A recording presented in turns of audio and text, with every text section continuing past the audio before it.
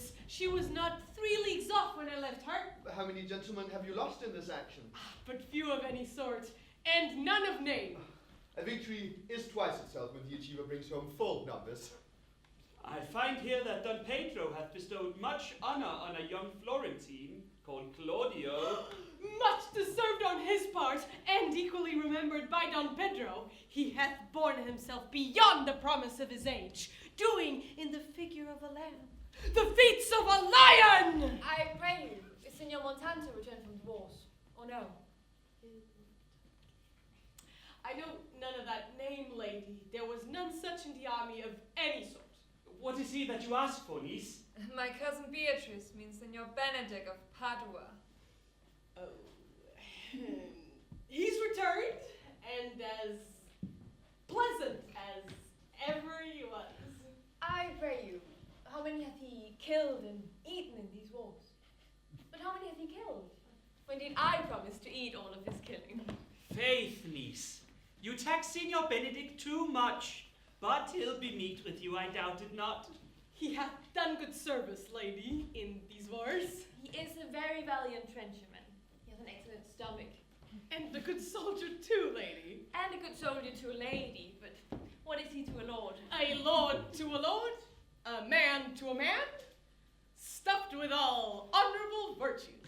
It is so indeed. He's no less than a stuffed man. You must not, sir, mistake my niece.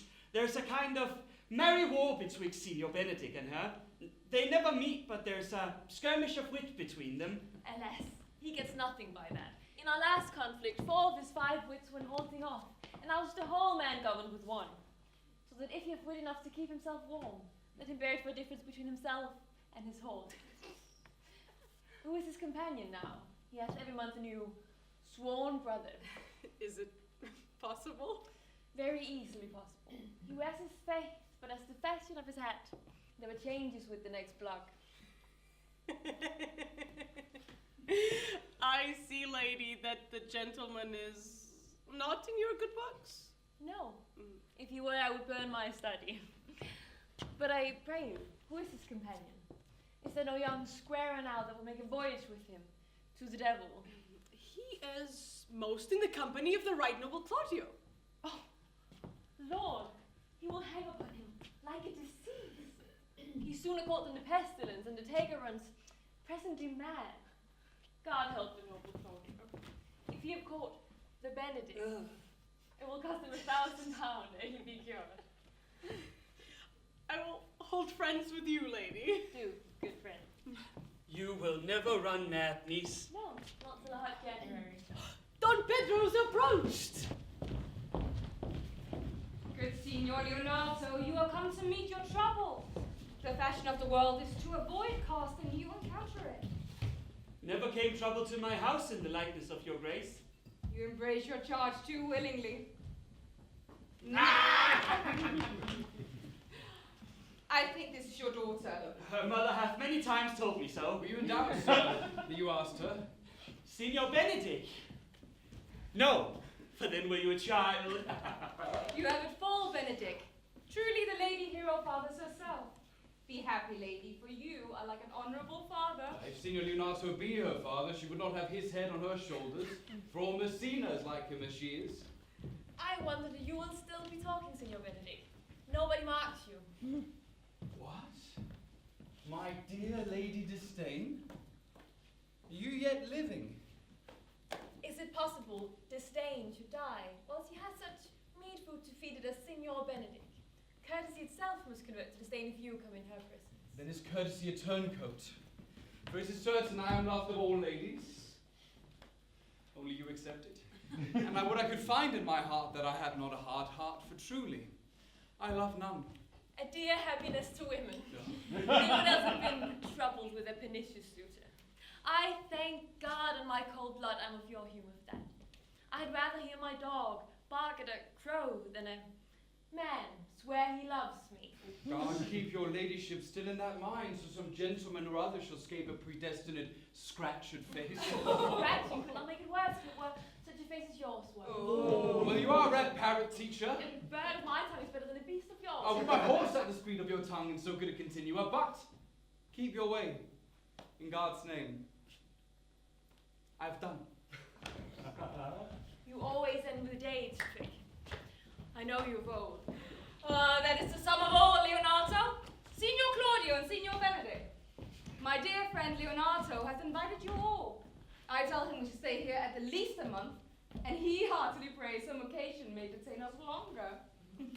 I dare swear he's no hypocrite, but prays from his heart. If you swear, my lady, you shall not be forsworn. Let me bid you welcome, Don John. Being reconciled with the prince your sister, I owe you all duty.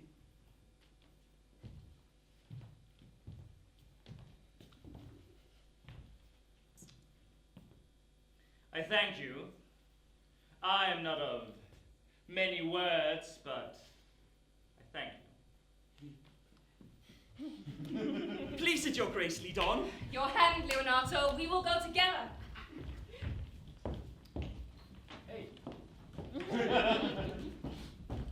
Benedict, didst thou know the daughter of Signor Leonato? I noted her not, but I looked on her. Is she not a modest young lady? Do you, question me as an honest man should do for my simple true judgment? Or would you have me speak after my custom as being a professed tyrant to their sex? No, I pray thee speak in sober judgment. Why?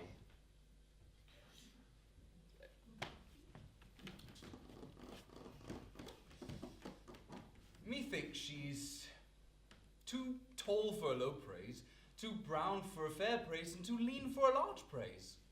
Only this commendation can I afford her, that were she other than she is, she were unhandsome, and being no other but as she is, I do not like her.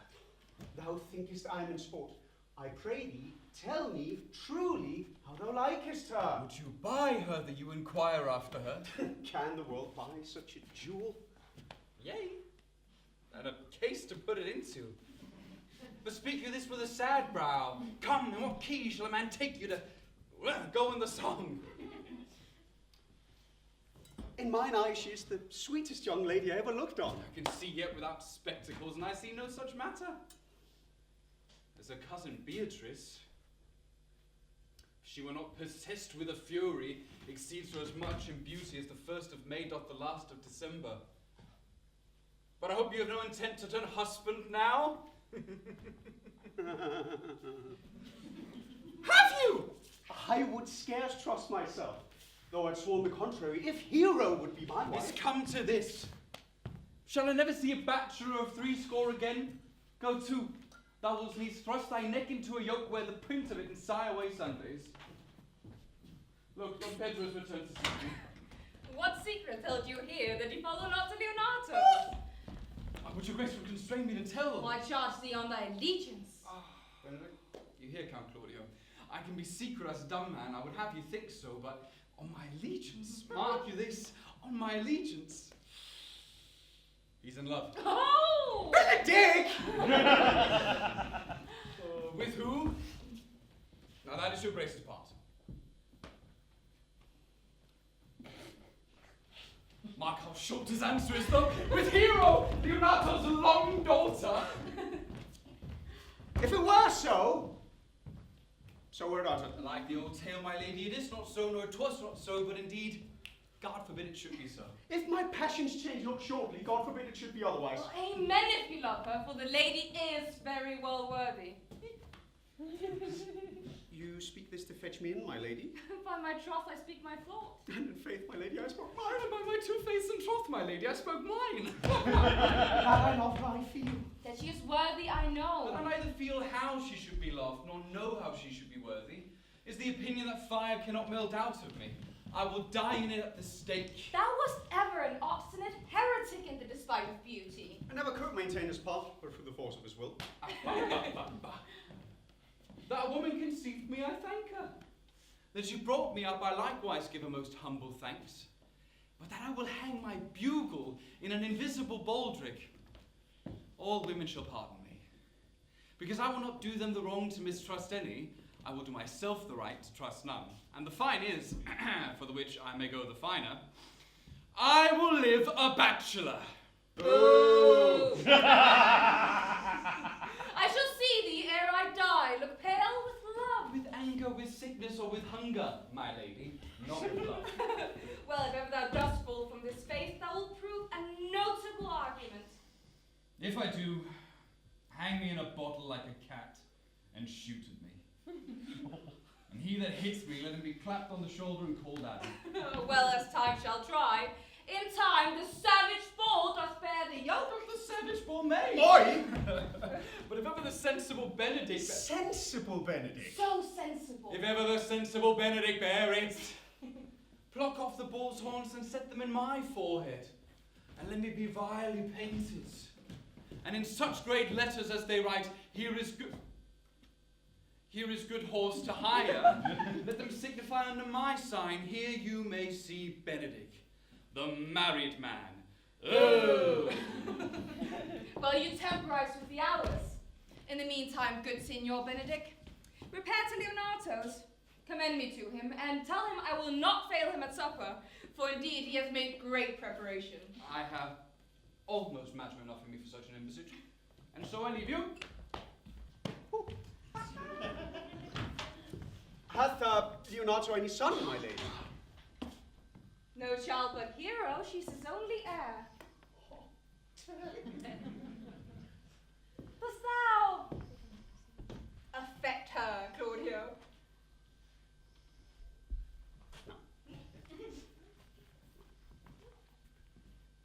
Oh, my lady. When first you went on this ended action, I looked on her with a soldier's eye that liked, but having rougher task of hand than to drive liking to the name of love. And now I'm returned, and that war thoughts have left their places vacant. In their rooms come thronging soft and delicate desires, all prompting me how fair young Hero is, saying I liked her ere I went to war. Thou wilt be like a lover presently, and tire the hero with a book of words. Mm-hmm. If thou dost love fair hero, cherish it.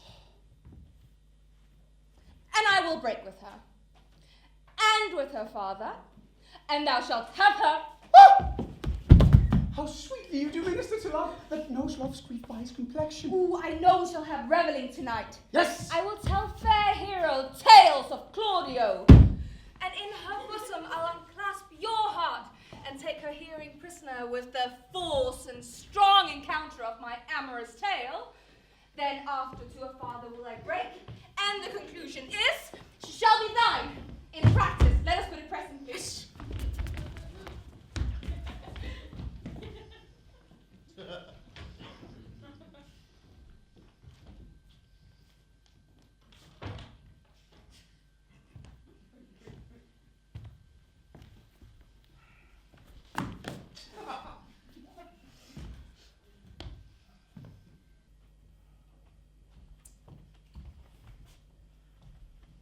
What the good year, my lord? Why are you thus out of measure sad? There is no measure in the occasion that breeds, and therefore the sadness, Conrad, is without limit. You should hear reason. And when I have heard it, what blessing brings it? If not a present remedy, at least a patient sufferance. I cannot hide what I am. I must be sad when I have course, and smile at no man's jest. Eat when I have stomach, and wait on no man's leisure. Sleep when I'm drowsy, and tend to no man's business. And smile when I am merry, and claw no man in his humour. Yea. But you shall not do it until you can do it without controlment.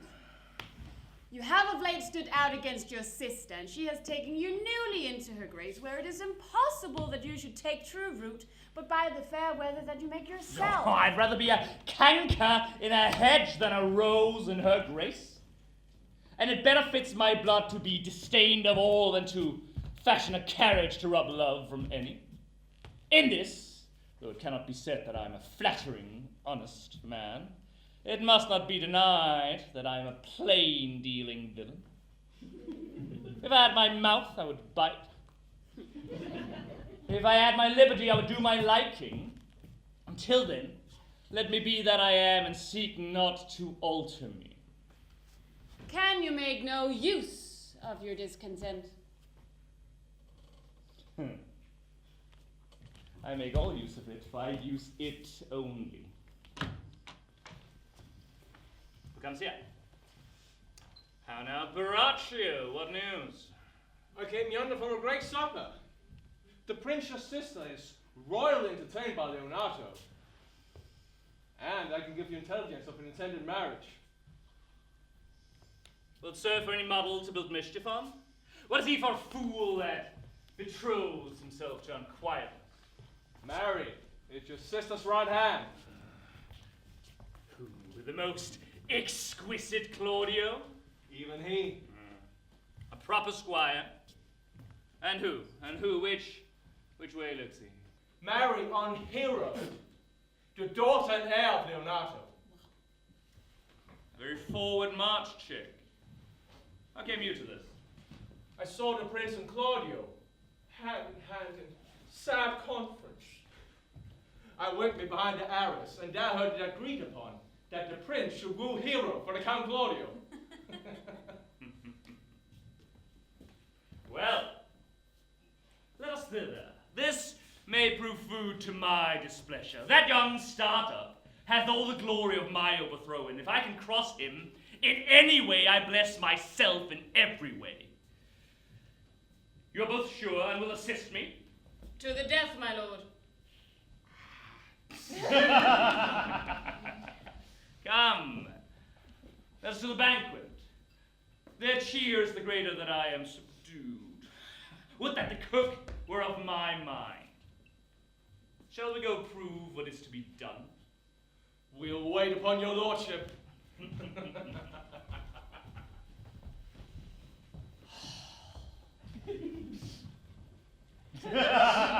No, ¿qué hace la fuente aquí? Debería estar ahí. ¿Qué vamos a hacer? ¿Bailar en la fuente? Porque a mí me prometieron que esto no sea una pista de baile. Si Andrés estuviese allí, podríamos hacer algo, pero estando aquí es imposible. No podemos hacer nada.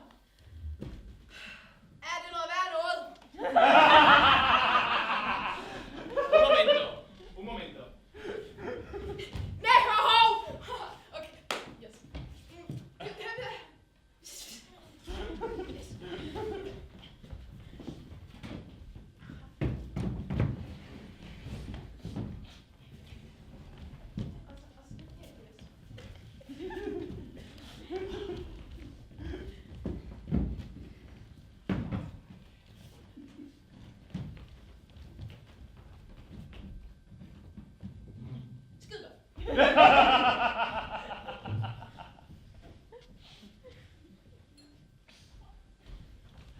How now, Antonio? Where's my nephew, your son?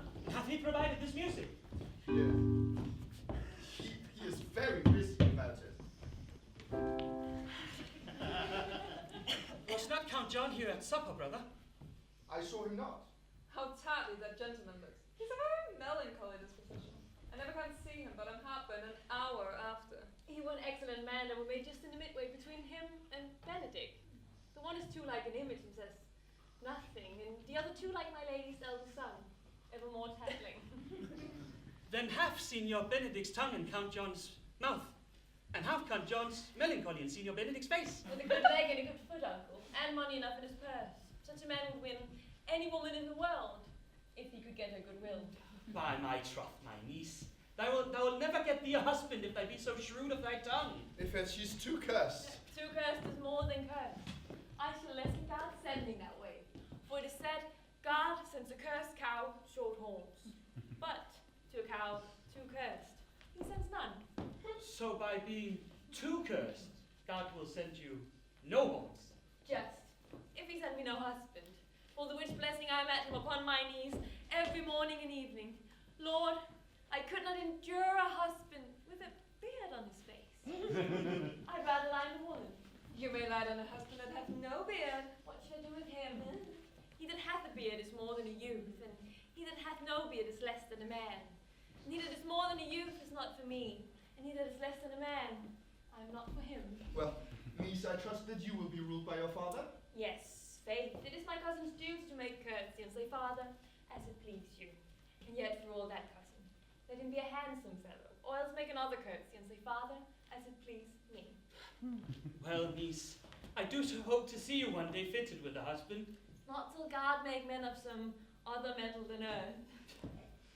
Daughter, remember what I told you.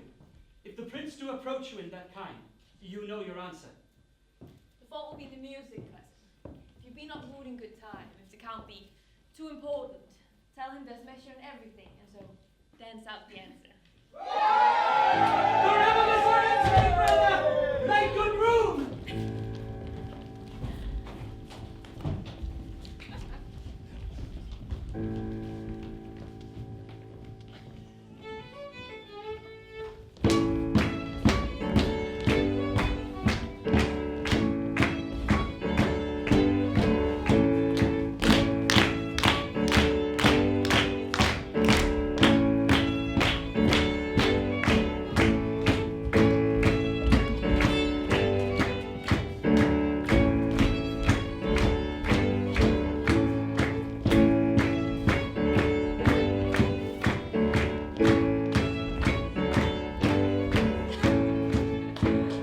Lady, will you walk about with your friend? So you walk softly and look sweetly and say nothing? I'm yours to the walk, especially when I walk away. Oh, with me in your company. I may say so when I please. And when please you to say so? When I like your favor, for God defend the lute should be like the case. Speak low if you speak loud.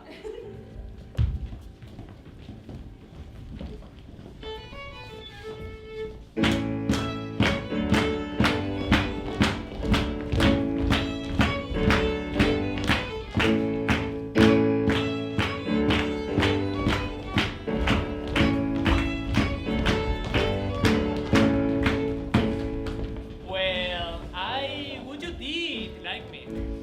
So would not I. For your own sake, for I have many ill qualities. Which is one? I say my prayers aloud. I love you the better. The hearers may cry. Amen. God, match me with a good dancer. Amen. And God, keep him out of my sight when the dance is done. Answer, clerk. No more words. The clerk is answered.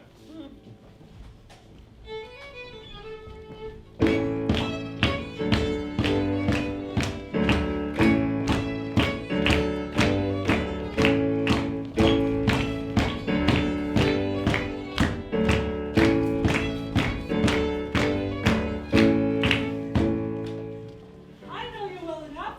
You're Signor Antonio, my brother. By the word, I am not. I know you by the waggling of your head. To tell you true, I counterfeit. You can never do him so ill well unless you are the very man. There's his dry hand up and down. You are he.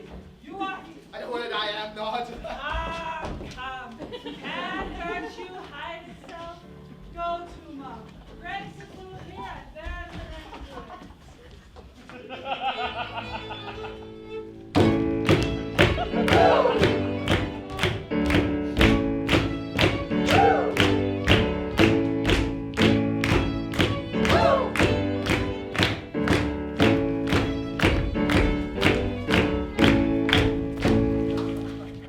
Will you not tell me who told you so? No, you shall pardon me.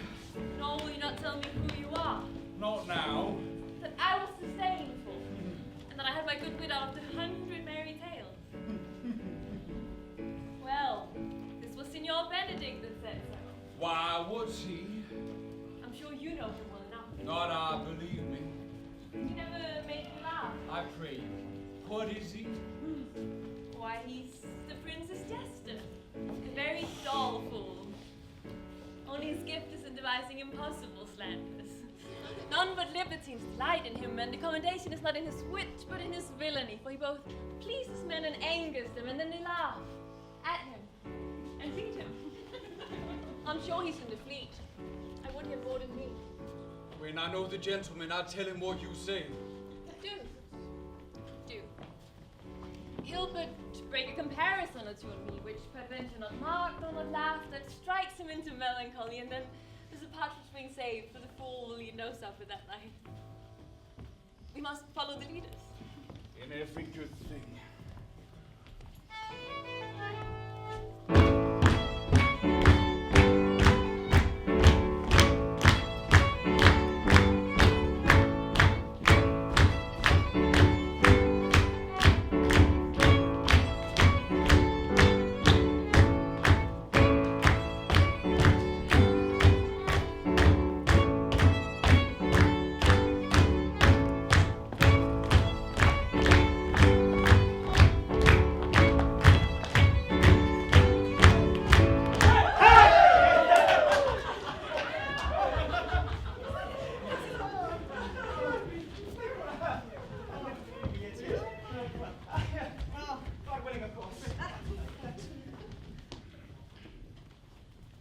That is Claudio, known by Sparring. Are you not Signor Benedict?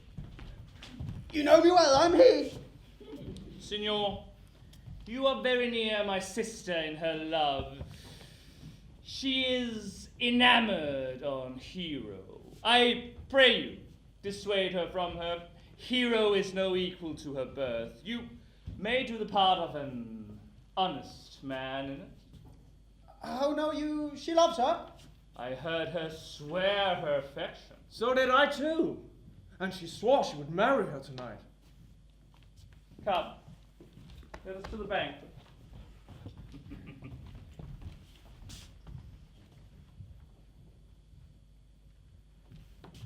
Thus answer I in the name of Benedict, but hear these ill news with the ears of Claudio. 'Tis certain so, the prince woos for herself. Friendship is constant in all other things, save for the offices and affairs of love. Oh. Therefore all hearts in love use their own tongue. Let every eye negotiate for itself, and trust no agent, for beauty is a witch, against whose charms faith melteth into blood. Farewell, therefore, sweet hero. Count Claudio? Yeah, the same. Come, will you go with me? Whither? Even to the next even to the next willow about your own business, county. The prince hath got your hero. I wish her joy of her. Did you think the prince would have served you thus? I pray you, leave me. Now you strike like the blind man. So it's the boy that stole your meat, and you'll beat the post? If it will not be, I'll leave you. Alas, poor hurt fowl.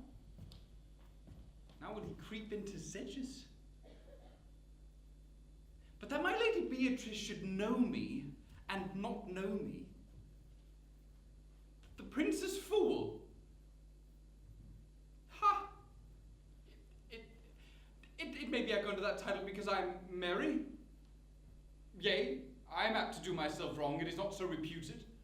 It is the base though bitter disposition of Beatrice that puts the world into her person and so gives me out. Well, I'll be revenged as I may. Oh, now, Signor, where's the Count? Did you see him? Ah, troth, my lady, I found him here as melancholy as a lodge in a warren. I told him, and I think I told him true, that your grace hath got the goodwill of this long young lady. The Lady Beatrice hath a quarrel to you. The gentleman that danced with her told her she's much wronged by you. Oh, she misused me! Past the endurance of a block! An oak, but with one green leaf on it would have answered her. My very visor began to assume life and scold with her. She told me, not thinking I had been myself, that I was the prince's jester. Huddling jest upon jest was such impossible conveyance upon me that I stood like a man at a mark with a whole army shooting at me. She speaks poignards and every word stabs. If her breath were as terrible as her terminations, there'd be no living near her. She would infect to the North Star. I would not marry her, though she were endowed with all that Adam had left him before he transgressed. Come, talk not of her.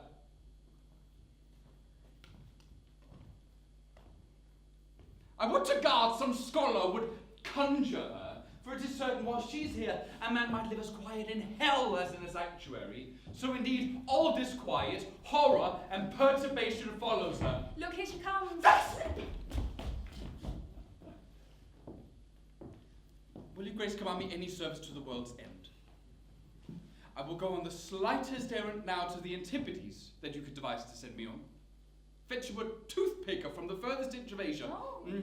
Fetch you a hair off the great charm's beard. Do you any embassage to the Pygmies, rather than hold 3 words conference with this harpy?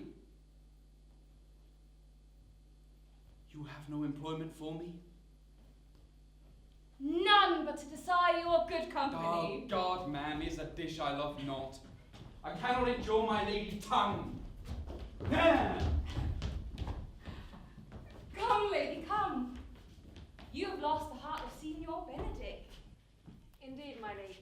He lended me a while and I gave him use for it. A double heart for his single one. Mary, once before he won it of me with false dice. Therefore your grace may well say I have lost it. You have put him down, lady. You have put him down. So I would not you should do me, my lady, lest I should prove the mother of fools. I have brought Count Claudio, whom you sent me to see. Why, how now, Count? Wherefore are you sad? Not sad, my lady. How then sick? Neither, my lady. The Count is neither sad, nor sick, nor merry, nor well, but civil, Count. Civil as an orange, and something of that jealous complexion. In faith, lady, I think your blazing to be true. Though I'll be sworn, if he be so, his conceit is false. Here, Claudio! I have wooed in thy name, and fair hero is won. I have broke with her father, and his goodwill obtained. Name the day of marriage, and God give thee joy. Count, take of me my daughter, and with her my fortunes.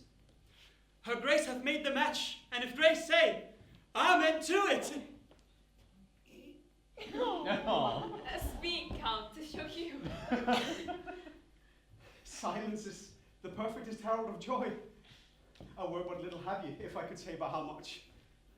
Lady, as you are mine, I am yours. I give myself away to you, and I dote upon the exchange. Speak, cousin, or if you cannot stop his mouth with a kiss, let not him speak neither. What? Oh, in faith, lady, you have a merry heart. Yea, my lady, I thank it. Poor fool, keeps on the windy side of care. My cousin tells him in his ear that he's in her heart. So she doth, cousin. Good Lord for alliance. I suppose everyone's in the world but I. And I'm sunburned. I may sit in a corner and cry, hey ho for a husband. Lady Beatrice, I will get you one. I would rather have one of your father's getting. Had your grace never a brother like you. Your father's got excellent husbands, if a maid could come by them. Will you have me, lady? No. Unless I might have another for working days. Your grace is too costly to wear every day, but I beseech your grace pardon me, I was born to speak all mirth and no matter. Your silence most offends me. And to be merry best becomes you, for out of question you were born in a merry hour. No, sure, my lady. My mother cried.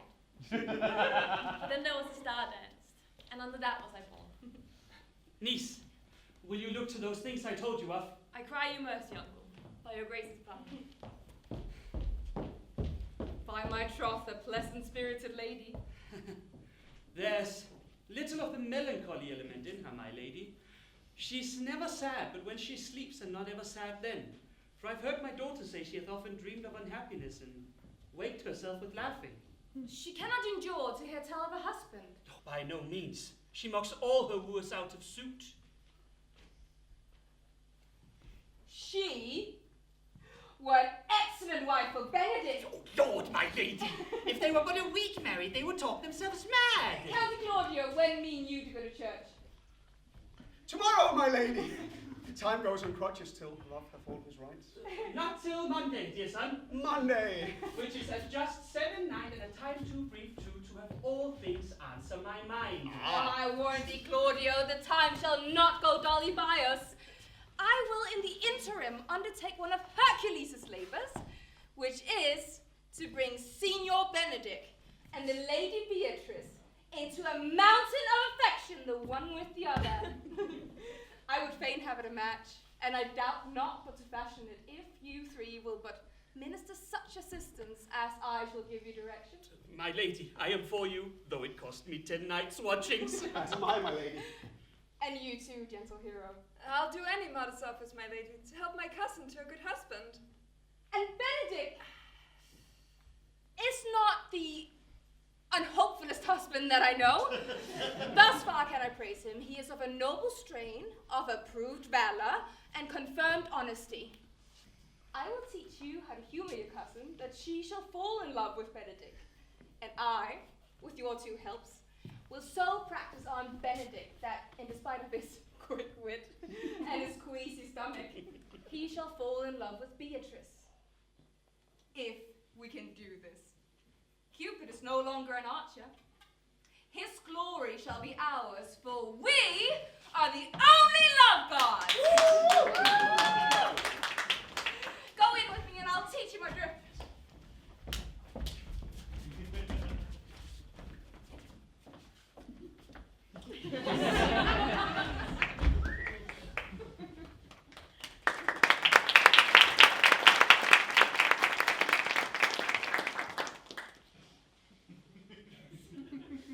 So, Count Claudio shall marry the daughter of Leonato. Yea, my lord. But I can cross it. Any cross, any bar, any impediment would be medicinable to me. How can I cross this marriage? Not honestly, my lord, but so covertly that no dishonesty shall appear in me. Show me briefly how. I think I told your lordship a year since how much I am in favor of Margaret, the waiting gentlewoman to Hero. I remember, yeah. I can, at any unseasonable instance of the night, appoint you to look out at a lady's chamber window. And what life is in that to be the death of this marriage? The poison of that lies in you to temper. Go you to the prince your sister. Spare not to tell her that she hath wronged her honor in marrying the renowned Claudio to a contaminated stale. Such a one as Hero. And what proof shall I make of that? Prove enough to misuse the prince, to vex Claudio, to undo Hero, to kill Leonato. Look you for any other issue. Only to despite them I would endeavor anything. Go then. Find me a meet hour to draw Don Pedro and the Count Claudio alone. Tell them that you know that Hero loves me. They will scarcely believe this without trial. Offer them instances, which shall bear no less likelihood than to see me at the chamber window. And hear me call Margaret Hero. Do this the night before the intended wedding, for so in the meantime I will fashion the matter that Hero shall be absent. And there shall be a such seeming truth of Hero's disloyalty that jealousy shall be called assurance, and all the preparation overthrown. Grow this to what adverse issue it will, I will put it in practice. Be thou cunning in working this, and thy fee shall be 1,000 ducats. Be you constant in accusation, and my cunning shall not shame me. Well, I will go learn their day of intended marriage.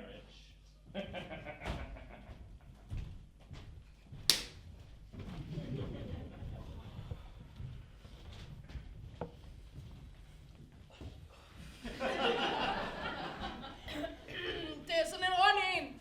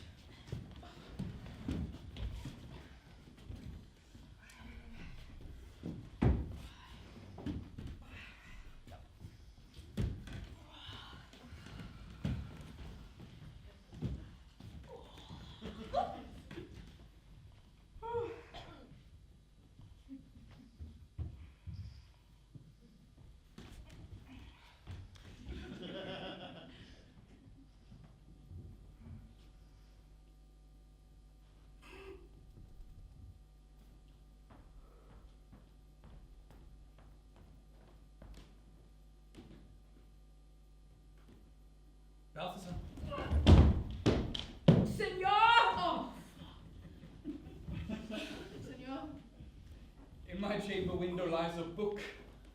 Bring it hither to me in the orchard. But I'm already here, sir.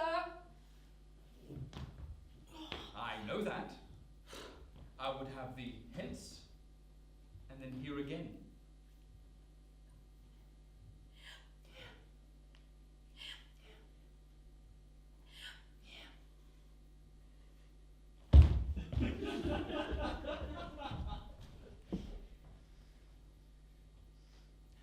I do much wonder that one man, seeing how much another man is a fool when he dedicates his behaviors to love, will, after he hath laughed at such shallow follies in others, become the argument of his own scorn by falling in love.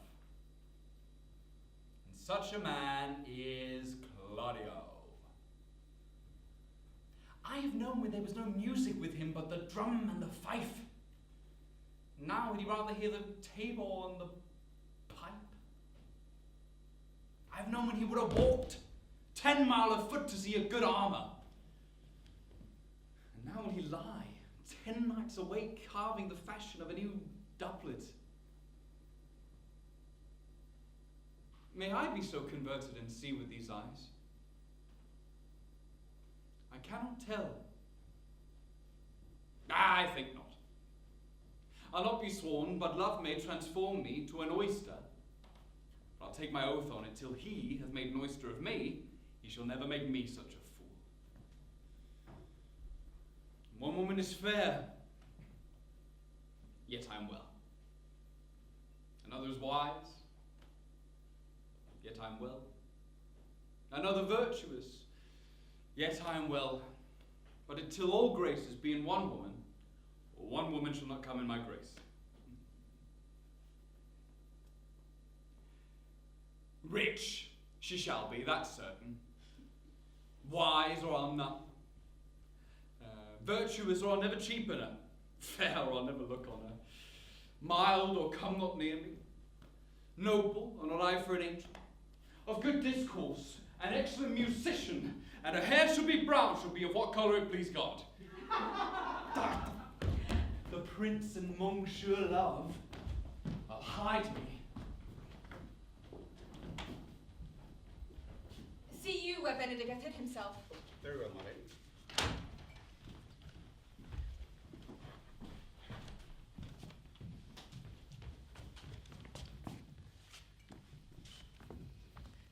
Come hither, Leonato. What was it you told me of today that your niece Beatrice was in love with Signor Benedict? I did never think that lady would have loved any man. No, nor I neither.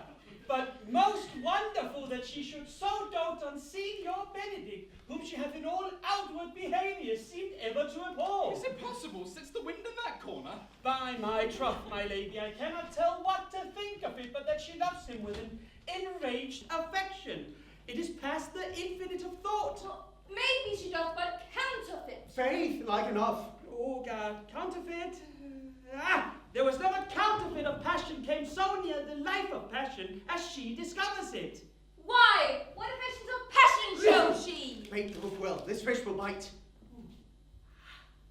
What effects, my lady? You heard my daughter tell you how. She did? She did, indeed. How? How, pray you?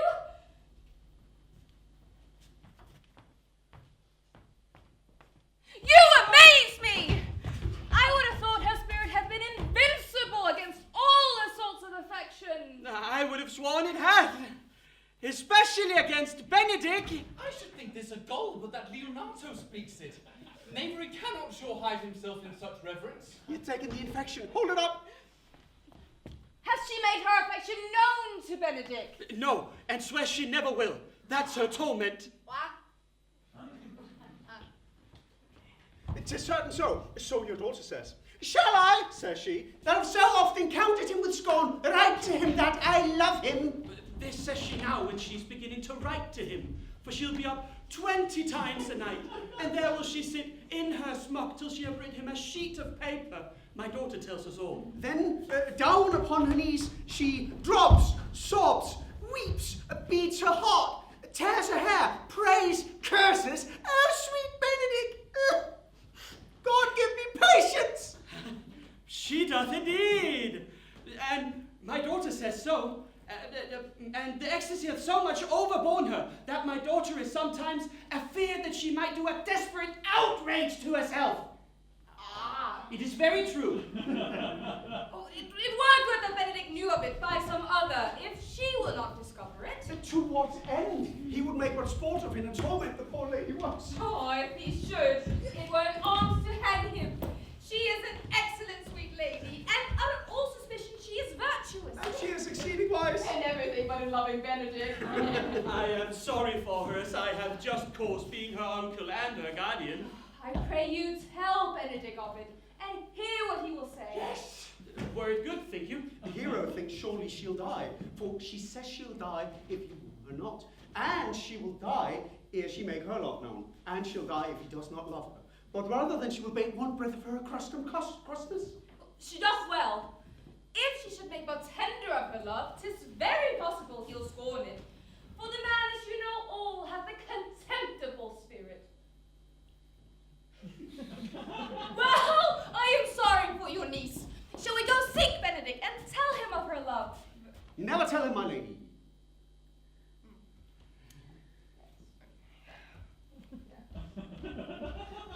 Never tell him, my lady. Let her wear it out with good counsel. Nay, that were impossible. She may wear her heart out first. Oh, well, we'll hear further of it by your daughter. Let it cool the while.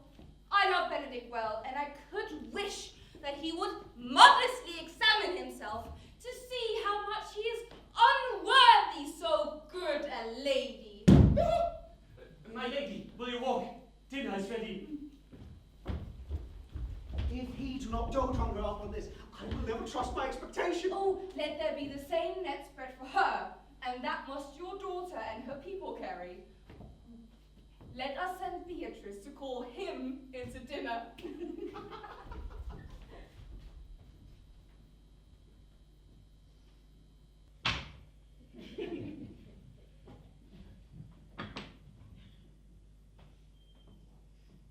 This can be no trick. The conference was sadly born. They have the truth of it from Hero. They seem to pity the lady.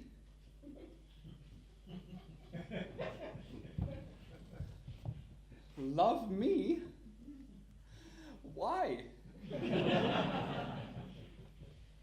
It must be requited. I hear how I am censured. They say I will bear myself proudly if I perceive the love come from her. I did never think to marry. I must not seem proud. Happy are they that hear their detractions and can put them to mending. Oh, they say the lady is fair. 'Tis a truth I can bear them witness. And virtuous 'tis so, I cannot reprove it. And wise, but for loving me? It's no addition to her wit, nor no great argument of her folly, for I will be horribly in love with her.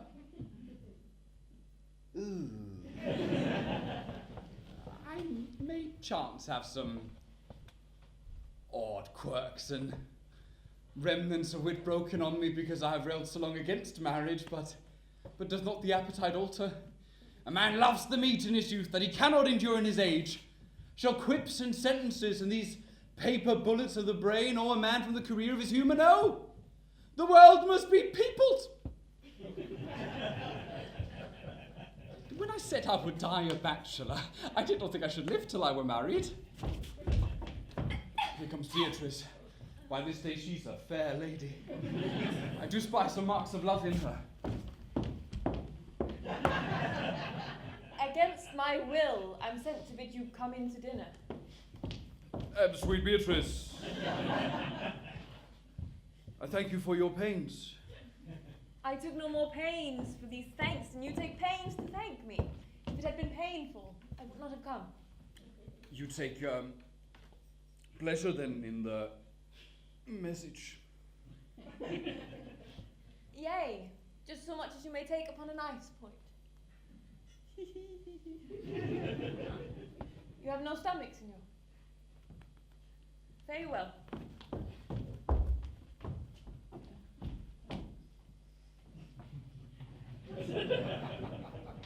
Ha! Against my will, I am sent to bid you come in to dinner. There's a double meaning in that. I took no more pains for those thanks than you take pains to thank me. Oh, that's as much as to say any pains I take for you is as easy as thanks. If I do not take pity of her, I'm a villain. If I do not love her, I'm a fool. I will go get her picture. Good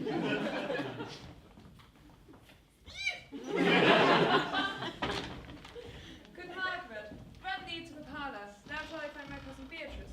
Whisper her ear and tell her I and Ursula walk in the orchard, and I'll hold discourse as all of her. Say that thou overheardst us, then will she hide her to listen on purpose. This is thine office, bear thee well in it, and leave us alone. I'll make her come, I warrant you, presently.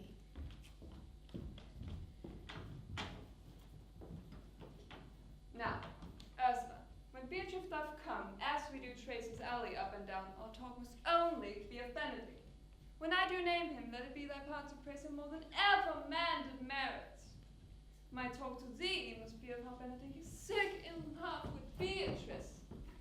Now begin, for look at Beatrice, like a lapwing runs close by the ground to hear our conference. Fear you not my part of the dialogue. Then go we near her, that her ear lose nothing of the false sweet faith that we lay for it.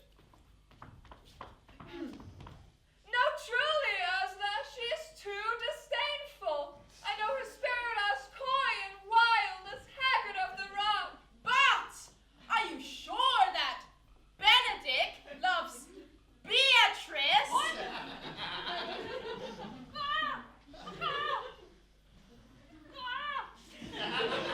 So entirely? So says the prince and my new child lord. And did they bid you tell her of it, madam? They did entreat me to acquaint her of it, but I persuaded them, if they love Benedict, to wish him wrestle with affection, and never to let Beatrice know of it. Oh, why did you so? Doth not the gentleman deserve as full, as fortunate a bed as ever Beatrice shall couch upon? Oh, God of love, I know he doth deserve as much as may be yielded to a man. But nature never framed a woman's heart of prouder stuff than that of Beatrice. Disdain and scorn right sparkling in her eyes, misprising what they look on, and her wit values itself so highly that to her all matter else seems weak. She cannot love, nor take no shape nor project of affection. She is so self-endeared. Sure, I think so.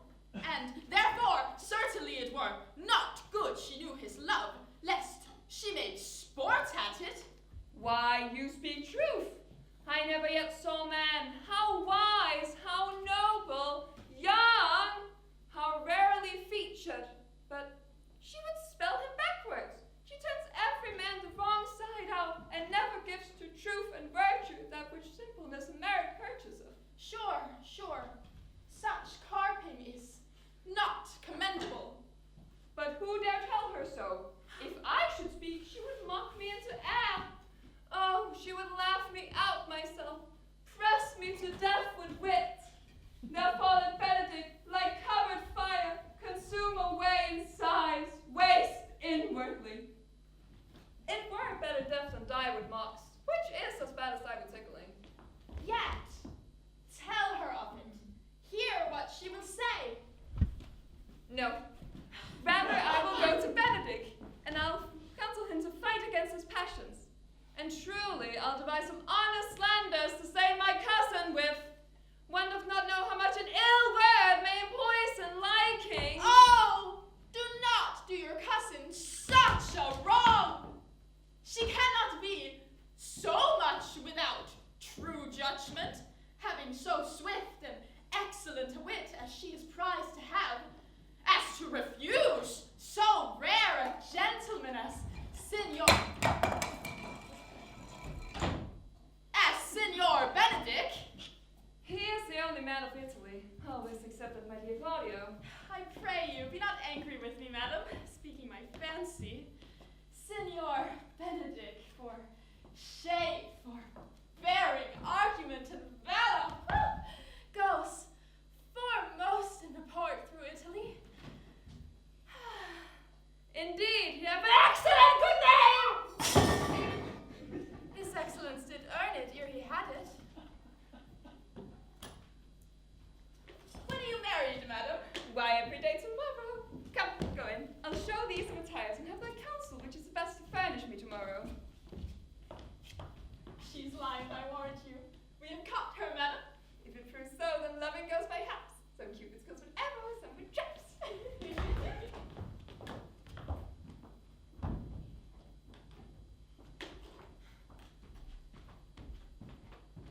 What fires in mine ears? Can this be true? Stand I condemned for pride and scorn so much? Contempt, farewell, and maiden pride, adieu. No glory lives behind the back of such.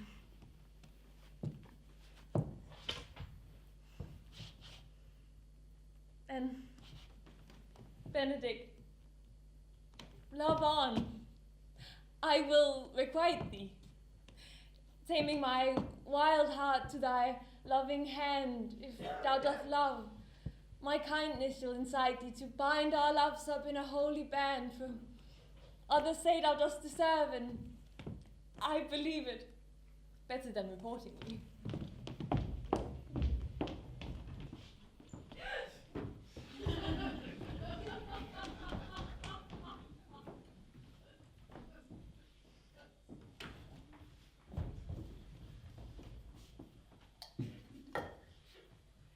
I do but say till your marriage be consummate, and then go I toward Aragon. I'll bring thee thither, my lady, if you'll vouchsafe me. Nay, but that was a great assoil in the new gloss of your marriage, as to show a child his new coat and forbid him to wear it.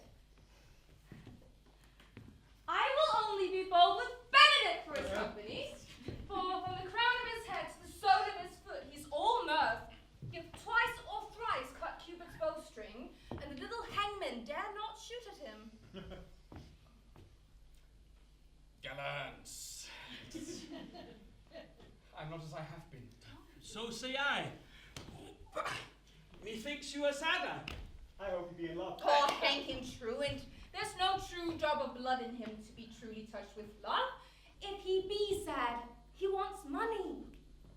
I have the toothache. What side for the toothache? Well, anyone can master a grief, but he that has it. Yet say I, he is in love. Ah, there's no appearance of fancy in him, unless he hath a fancy to foolery, as it appears he hath. He is no fool for fancy, as you would have it appear he is. If he be not in love with some woman, there's no believing in old signs. Hath any man seen him at the barber's? No, but the barber's man hath been seen with him. Oh, that's as much as to say the sweet youth's in love. Oh, the greatest note of it's in his melancholy. Where was he wont to wash his face? Yea, or to paint himself. Nay, but his jesting spirit, which is now crept into a lute string and now governed by stops. Oh, indeed, that was a heavy tale for him. Conclude, he is in love. Nay, but I know who loves him. Oh, that would I know too, I warrant. One that knows him not. This is no time for the toothache! Old Signor, walk aside with me. I have studied 8 or 9 wise words to speak to you with. These hobby horses must not hear.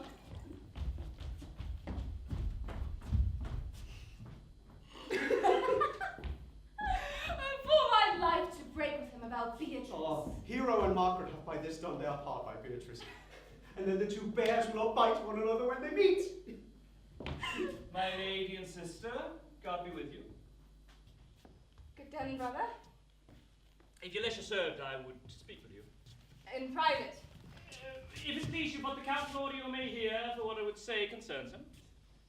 What's the matter? Means your lordship to be married tomorrow? You know he does. I know not that. He knows what I know. If there be any impediment, I pray you discover it. You may think I love you not. Let that appear hereafter, and aim better at me for what I would now manifest. For my sister, I believe, holds you well, and in dearness of heart have labored to effect your ensuing marriage. Truly suit ill spent, and labor ill bestowed. Why? What's the matter? I came here to tell you the lady is disloyal. Who? Hero? Even she. Leonato's hero, your hero, every man's hero. Disloyal? The word is too good to paint out her wickedness. I could say she were worse, think you of a worse title, and I will fit her to it. But wonder not till further warrant. If you'll but go with me tonight, you shall see her chamber window entered, even the night before her wedding day.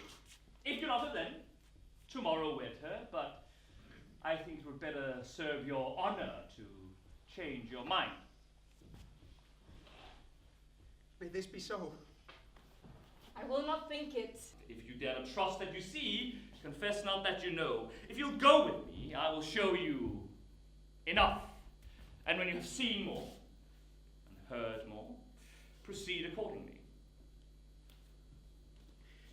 If I see anything tonight, why I should not wed her tomorrow. There in the congregation, where I should wed, there will I shame her. And as I wooed with thee to obtain her, I will join with thee to disgrace her. I'll disparage her no further, till you are my witnesses. Disparage coldly, but till midnight, and let the issue show itself. O day untowardly turned. O mischief, strangely thwarting. O plague, right well prevented. So will you say when you have seen the secret.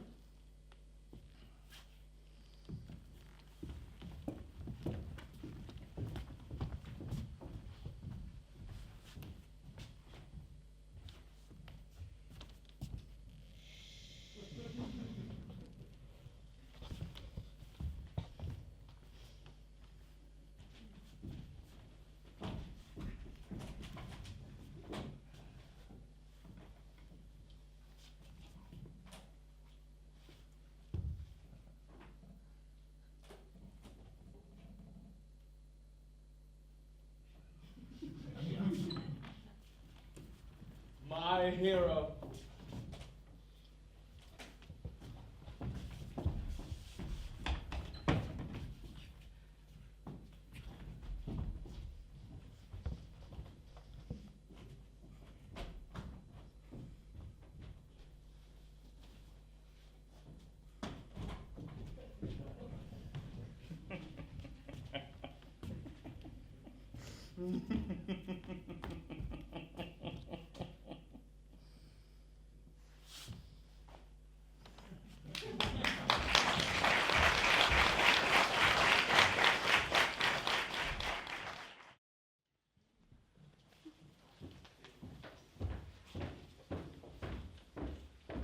Are you good men and true?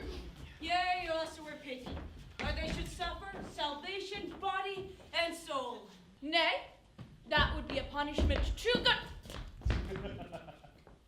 A punishment too good for them if they should have any allegiance in them, being chosen for the prince's watch. Well, give them their charge, neighbor Dogberry. First, who think you the most desertless man to be constable? Oh, you won't gang, sir, or George Seacole, for they can read and write. Come hither, neighbor Seacole.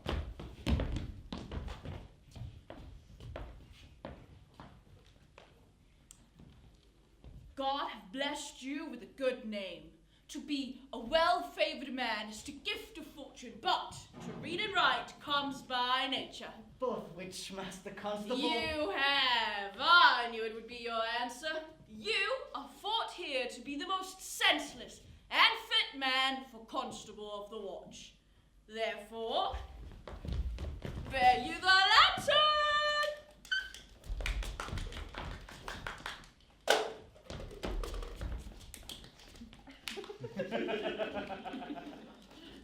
This is your charge. You shall comprehend all vagrant men.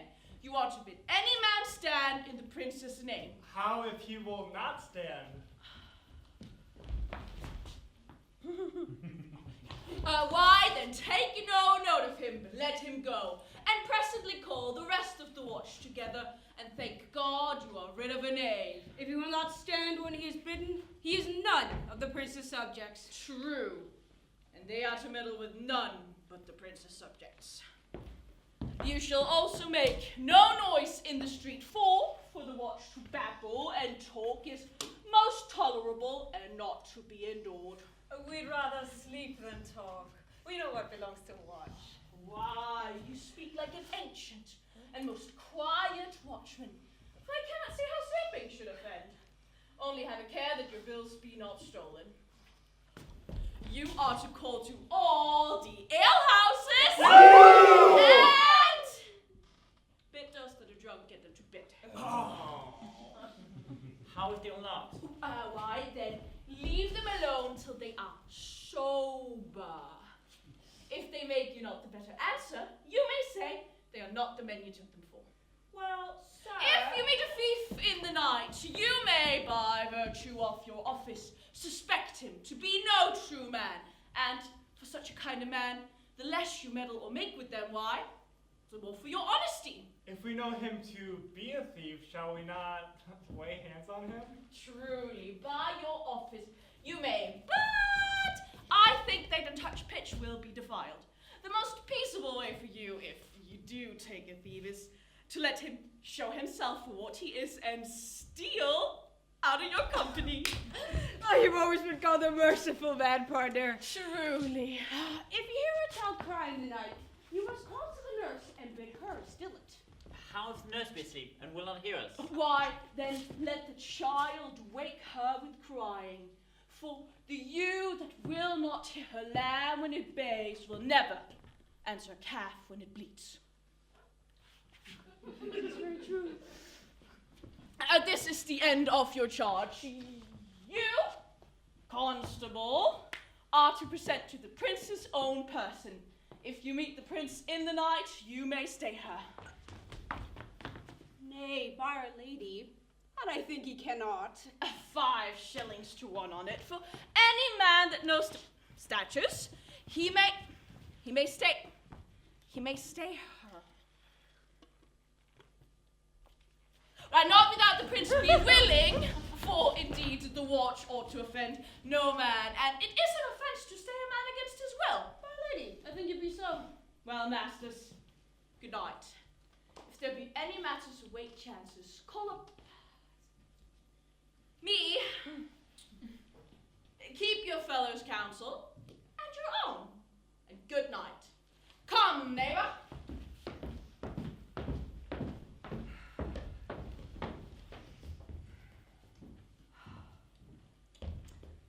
Well, masters, we hear our charge.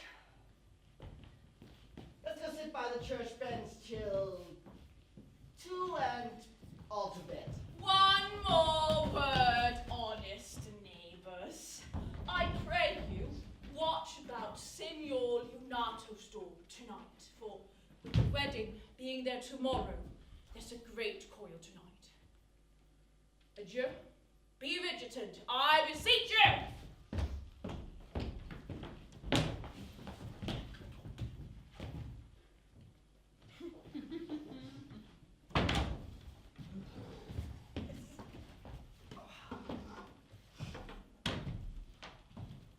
Lord Conrad! Peace, Durant! Conrad, I say! Here, man. I'm at thy elbow. Mass! Am I elbow-edged? I thought there would a scar follow. I owe thee an answer for that. Now forward with thy tale. Some treason, masters, yet stand close. No, I have tonight earned of Don John 1,000 ducats. Is it possible that any villainy shall be so dear? That's rather asking for possible any villain should be so rich. But when rich villains have need of poor ones may make what price they will. I wonder at it. I know that one. He is a vile thief of 7 years, and he walks up and down like a gentleman. I know his name! Then stir out here, somebody.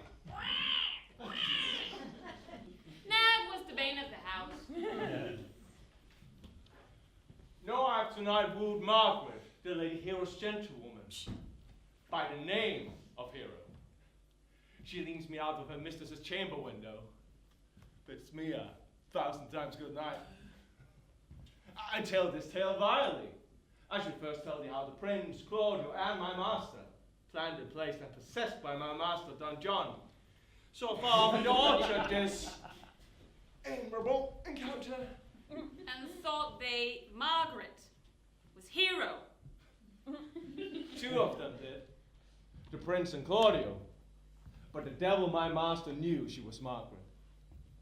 And partly by those which first possessed them, partly by the dark night which did deceive them, but chiefly by my villainy, which did confirm any slander that Don John had made, away went Claudio, enraged, swore he would meet with her as he was appointed the next morning by the temple, and there, before the whole congregation, shame her with what he saw the other night, and sent her home again without a husband.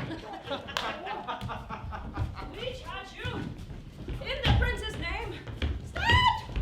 Calm the line, Master Constable. We have here recovered the most dangerous piece of lechery that ever was known in the Commonwealth. Masters? Masters. Oh, we'll be made to bring him forth, I warrant you! Masters. Never speak. We charge you. Let us obey you to come with us.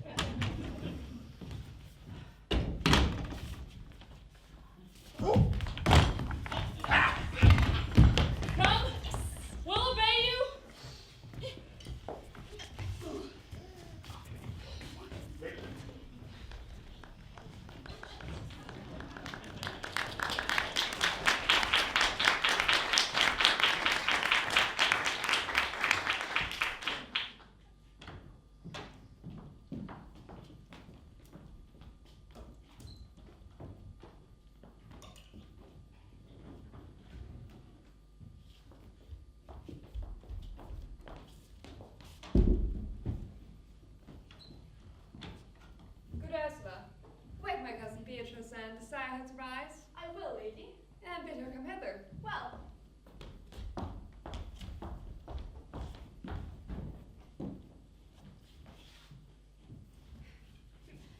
Troth, I think your other veil are better. No, pray thee, good Meg, I'll wear this. By my troth, it's not so good. I warrant your cousin will say so. My cousin's a fool, and thou art another.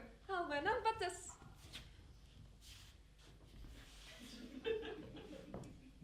I like the new tire with it excellently, if the hair were a thought browner. And your gown's most rare fashion, I faith. I saw the Duchess of Milan's gown that they praised so. That exceeds, they say. 'Tis but a nightgown in respect of yours. Cloth of gold and cuts, laced with silver, set with pearls, down sleeves, side sleeves, skirts, round underborn with a bluish,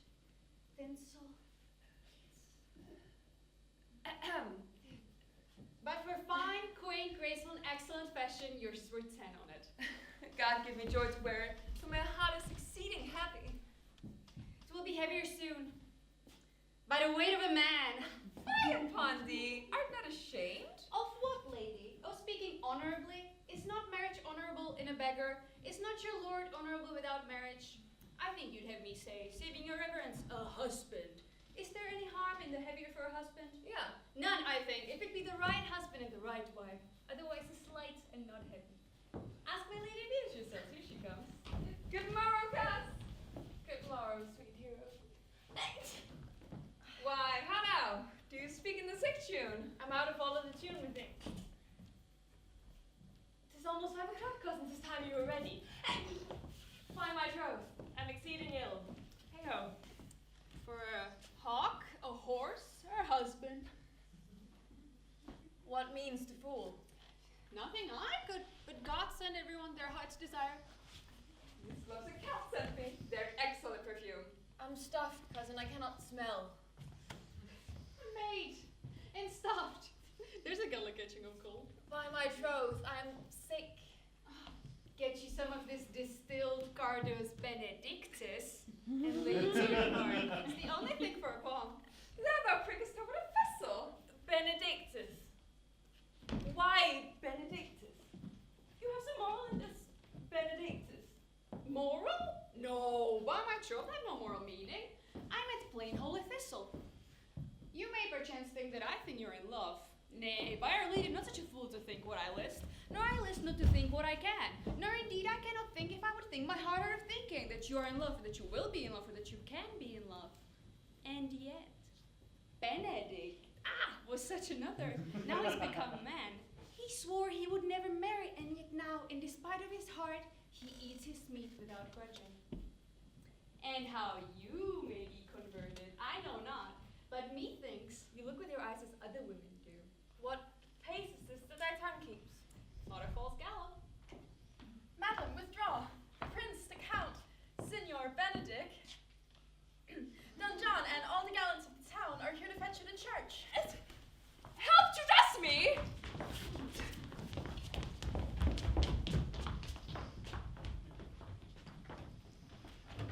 What would you with me, honest neighbor? Marry, sir, we would have some confidence with you that discerns you nearly. Brief, I pray you, for you see it is a busy time with me. Married, yes, it is, sir. Yes, in truth, it is, sir. What is it, my good friends? Good man, Verges, sir, speaks a little off the matter. An old man, sir, and his wits are not as blunt as God help I would desire they were, but, in faith, honest, as the skin between his brows. Yes, I thank God I'm as honest as any man living. That is an old man, and no honester than I. Comparisons are odorous, neighbor. Neighbors! You are tedious. It pleases your worship to say so, but truly, for mine own part, if I were as tedious as a king, I would find it in my heart to bestow it all on your worship. All thy tediousness on me, huh? Yea, marry, if it were 1,000 pounds more than it were, for I hear as good as exclamation on your worship as any man in the city, and though I be but a poor man, I am glad to hear it. And so am I. I would fain know what you have to say.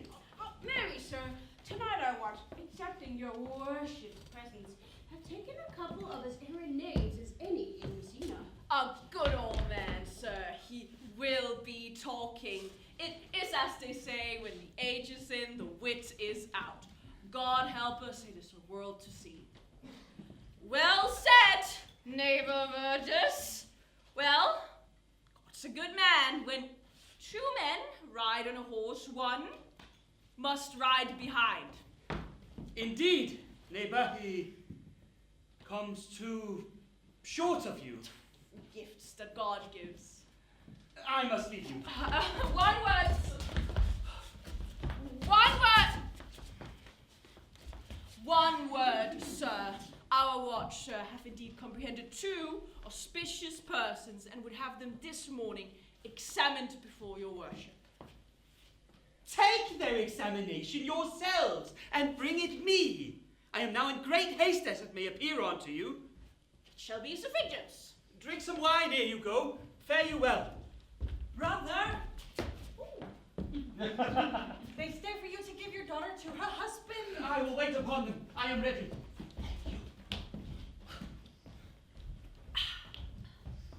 Go, good partner. Go get you Francis Sequel. Bid him bring his ink and penhorn to the jail. We are now to examination these men, and we must do it wisely. We will spare for no wit, I warrant ya.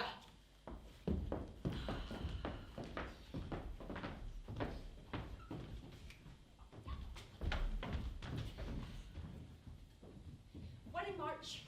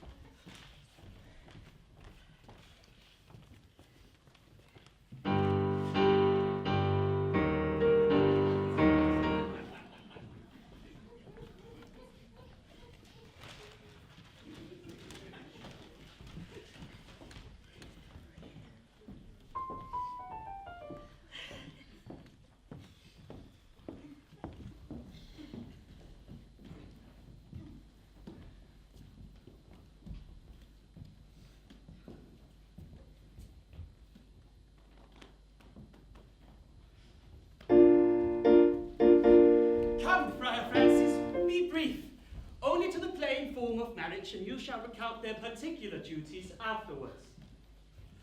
You come hither, my lord, to marry this lady. No. To be married to her. Friar, you come to marry her.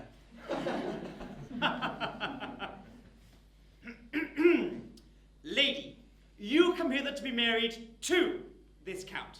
I do. Know either of you of any inward impediment why you should not be cojoined? Charge you on your souls to utter it. Know you any, hero? None, my lord.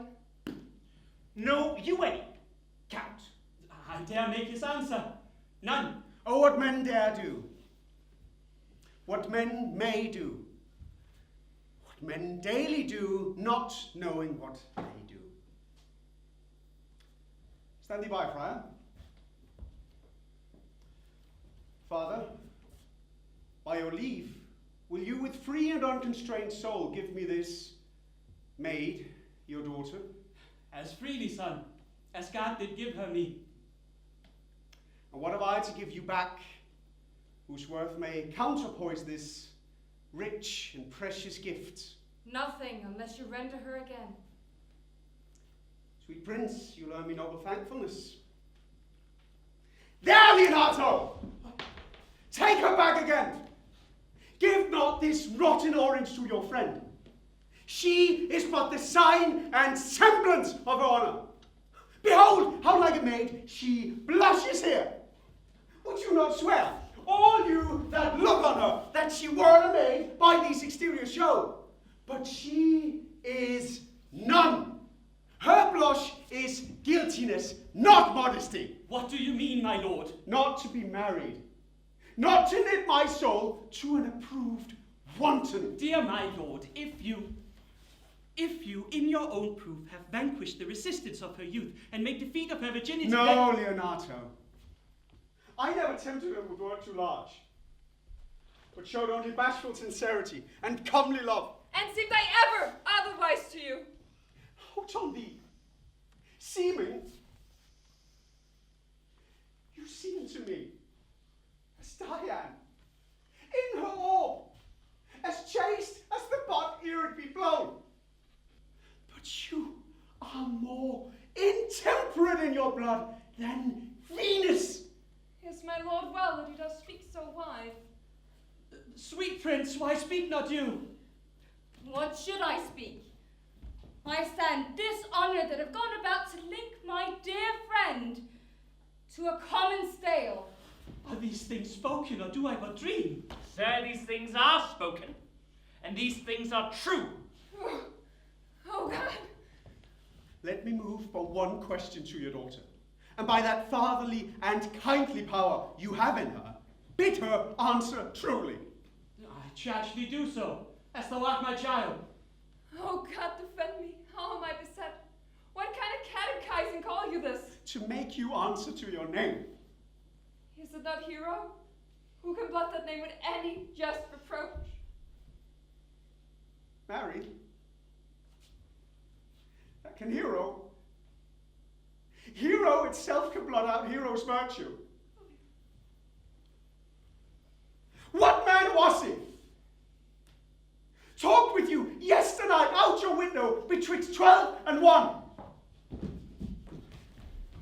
Now if you are a maid, please, answer to this. I spoke with no man at that hour, my lord. Why then are you no maiden? Leonato, I am sorry you must hear. Upon mine honor, myself, my brother, and this grieved count did see her, hear her at that hour last night, talk with a ruffian at her chamber window, who hath indeed confessed the vile encounters they have had 1,000 times. Fie, my lady, they're not to be named, not to be spoke of. There is not chastity enough in language without offence to utter them, therefore. Pretty lady, I am sorry for your much misgovernment. Oh, Hero, what a hero hadst thou been, if half thy outward graces had been placed about thy thoughts and counsels of thy heart. But fare thee well, most foul, and most fair. Hath no man stagger here a point for me? How now, cousin? Wherefore sink you down? Nay. Let us go. These things come thus to light, smother her spirits up.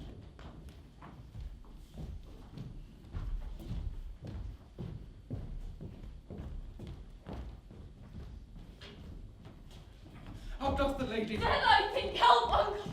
Hero! Why hero, uncle? Signor Benedict, friar. Have comfort, lady. Dost thou look up? Yea. Wherefore should she not? Wherefore? Why? Doth not every earthly thing cry shame upon her? Could she here deny the story that is printed in her blood? Grieved I had but one. Chid I for that at frugal nature's frame. One too much by thee, why had I one? Why ever wast thou lovely in my eyes? Why she, oh she, is fallen into a pit of ink that the wide sea hath dropped too few to wash her clean again! Sir, be patient. For my part, I'm so attired and wonder I know not what to say. Oh, on my soul, my cousin is belied. Lady, were you her bedfellow last night? No, truly not. Although until last night I had this 12-month been her bedfellow. Confirmed! Confirmed! Would the two princes lie, and Claudio lie, who loved her so that, speaking of her foulness, washed it with tears? Hear me a little! For I have only been silent for so long, and given way unto this course of fortune. By noting of the lady, I have marked 1,000 blushing apparitions to start with her face. 1,000 innocent shames in angel whiteness beat away those blushes. And in her eye there hath appeared a fire to burn the error that these princes hold against her maiden truth. Call me a fool. Trust not my reading nor my observation. Trust not my age, my reverence, calling nor divinity. If this sweet lady lie not guiltless here, under some biting error. Lady, what man is he you are accused of? They know that you accuse me. I know none. If I know more of any man alive than that which maiden modesty doth warrant, and all my sins like mercy. Oh, my Father, prove you that any man with me converse at hours on meat, or that I yesternight maintained the change of words with any creature.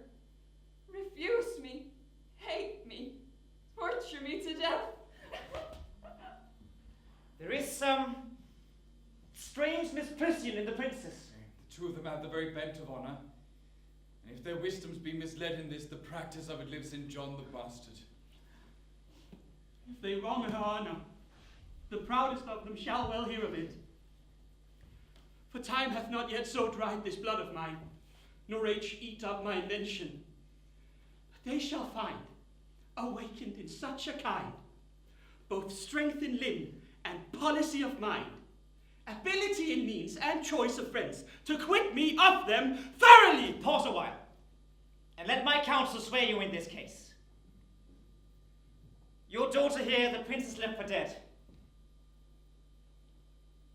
Let her a while be secretly kept in, and publish it that she is dead indeed. Maintain a mourning ostentation, on your family's old monument hang mournful epitaphs, and do all rites that appertain unto a burial. What shall become of this? What will this do? Mary, this well carried shall on her behalf change slander to remorse. Her dying, as it must so be maintained, upon the instant she was accused, shall be lamented, pitied, and excused of every hearer. But so falls out that what we have, we prize not to the worth whilst we enjoy it. But being lacked and lost, why then, we find the virtue that possession would not show us whilst it was ours. So will it fare with Claudio. When he shall hear she died at his word, the idea of her life shall sweetly creep into his study of imagination, more moving, delicate, and full of life, into the eye and prospect of his soul, when she lived indeed. Then he shall mourn, and wish he had not so accused her. And if it sought not well, you may conceal her, as best befits her wounded reputation, in some reclusive and religious life, out of all eyes, tongues, minds, and injuries. Signor Leonato, let the friar advise you. And though you know my inwardness and love is very much unto the prince and Claudio, yet by mine honor I will deal in this as secretly and justly as your soul should with your body. Being that I flow in grief, the smallest twine may lead me. 'Tis well consented. Presently away. Come, lady. Die to live. This wedding day is perhaps but prolonged. Have patience and endure.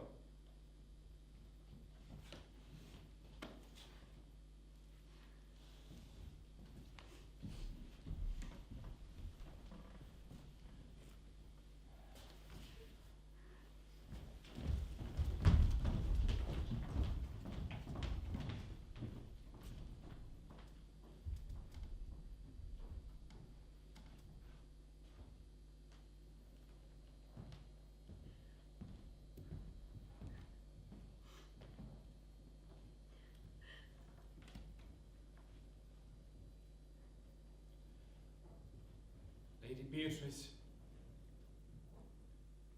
have you wept all this while? Yea, and I will weep a while longer. I will not decide that. You have no reason I do it free. Surely I do believe your fair cousin is wrong. How much might the man deserve of me that would right her? Is there any way to show such friendship? A very even way, but no such friend.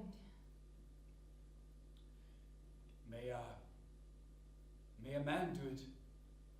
It is a man's office, but not yours.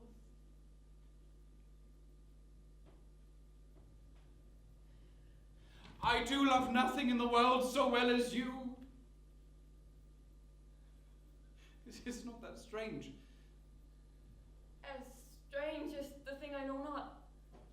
It was possible for me to say I love nothing so well as you, but believe me not, yet I lie not, I confess nothing, no, I deny nothing, I'm sorry for my cousin. By my sword, Beatrice, thou lovest me. Do not swear and eat it. I will swear by it that you love me, and I will make him eat it that says I love not you.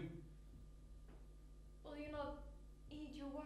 With no source that can be devised to it, I protest. I love thee. Then God forgive me. What offence, sweet Beatrice. You have stayed me in a happy hour. I was about to protest I loved you. And do it with all thy heart. I love you with so much in my heart that none is left to protest.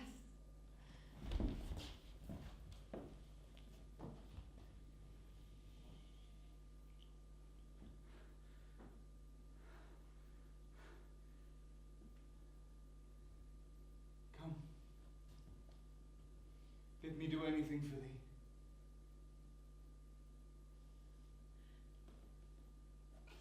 Kill Claudio.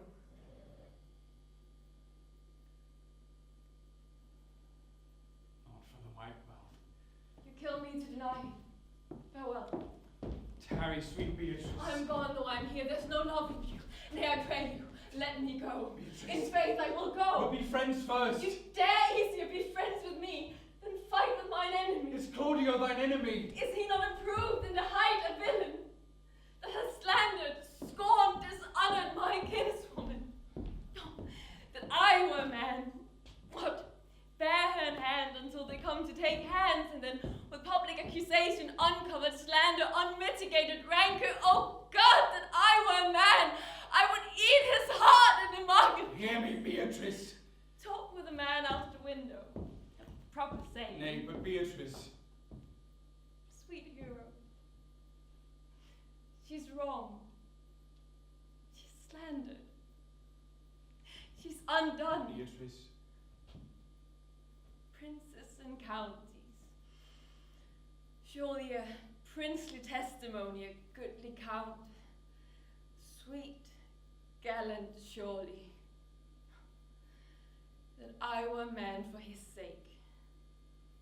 Or that I had any friend want me a man for my sake. I cannot be a man with wishing. Therefore I will die a woman. With grieving. Tarry, good Beatrice. By this hand I love thee. Use it for my love, some other way than swearing by it.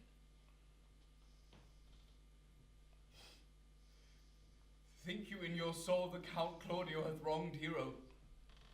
Yea, as sure as I have a thought, or so. Enough. I am engaged. I will challenge him. I will kiss your hand. And so I leave you.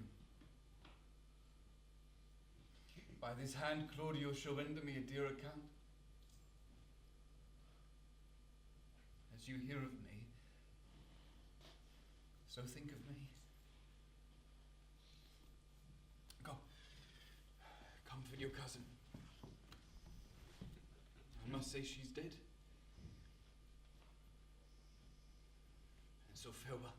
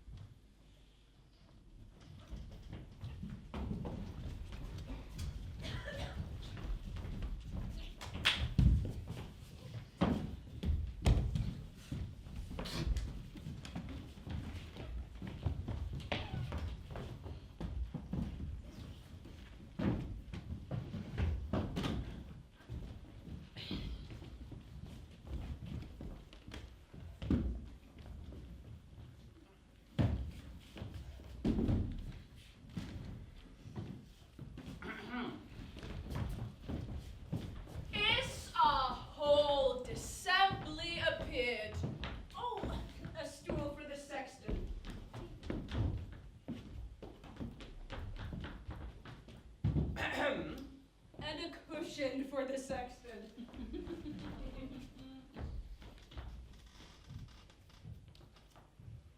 Which be the malefactors? Marry, that am I. And my partner. Nay, that's certain. We have the exhibition to examine. But which are the offenders that are to be examined?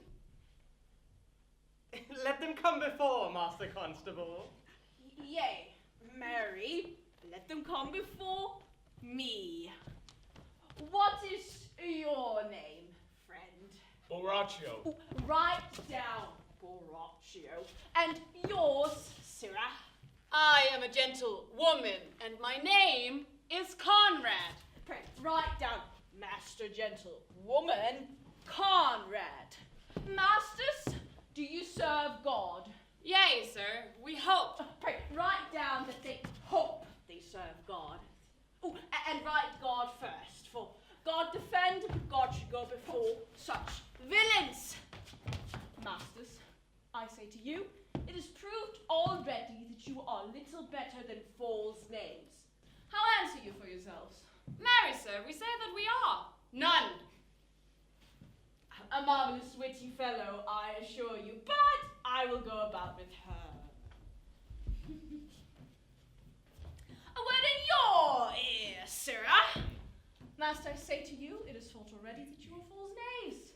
Sir, I say to you, we are none. Well, stand aside. For God, they are both in a tale. Have you written down that they are none? Master Constable, you go not the way to examine. You must call forth the watch that are their accusers. Yea, marry, that is the eftest way. Let the watch come forth. Masters, I charge you in the prince's name, accuse these men.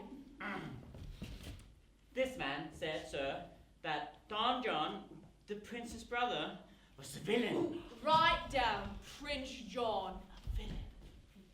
Why, this is flat perjury to call the prince's brother villain. Master Constable. Pray thee, fellow, peace. I do not like thy look, I promise thee. What heard you him say else? Marry, that he had received 1,000 Ducats. ducats of Don John for accusing the lady hero wrongfully. Flat burglary as ever was committed. Yea, by mass that it is. What else? Oh, and that Count Claudio did mean to disgrace Hero upon that assembly and to not marry her! Oh, villain! Thou will be condemned into everlasting redemption for this. What else?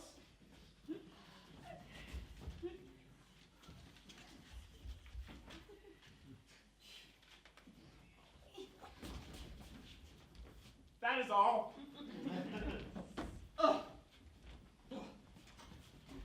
And this is more, masters, than you can deny. Prince John is this morning secretly stolen away.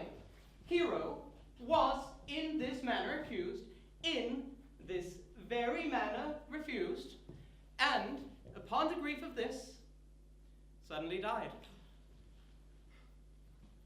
Master Constable, let these men be bound and brought to Leonato's. I will go before and show him their examination.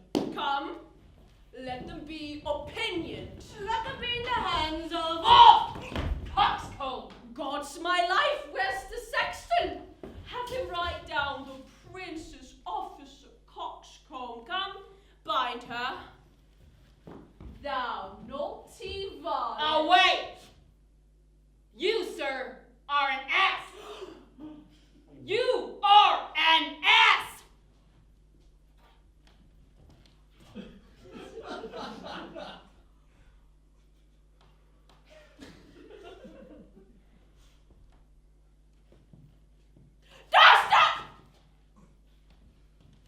Dost thou not suspect my years? Dost thou not suspect my place? Oh, that he were here to write me down an ass. But masters, forget not that I am an ass. Though it be not written down, yet forget not that I am an ass! I am a wise fellow, and which is more, an officer, and which is more, a householder, and which is more, as pretty a piece of flesh as any in Messina, and one that knows the law. And go to. And a rich fellow enough. Go to. And a fellow that hath had losses, and one that hath 2 gowns, and everything handsome about him. And bring her away! Oh, that I have been written down in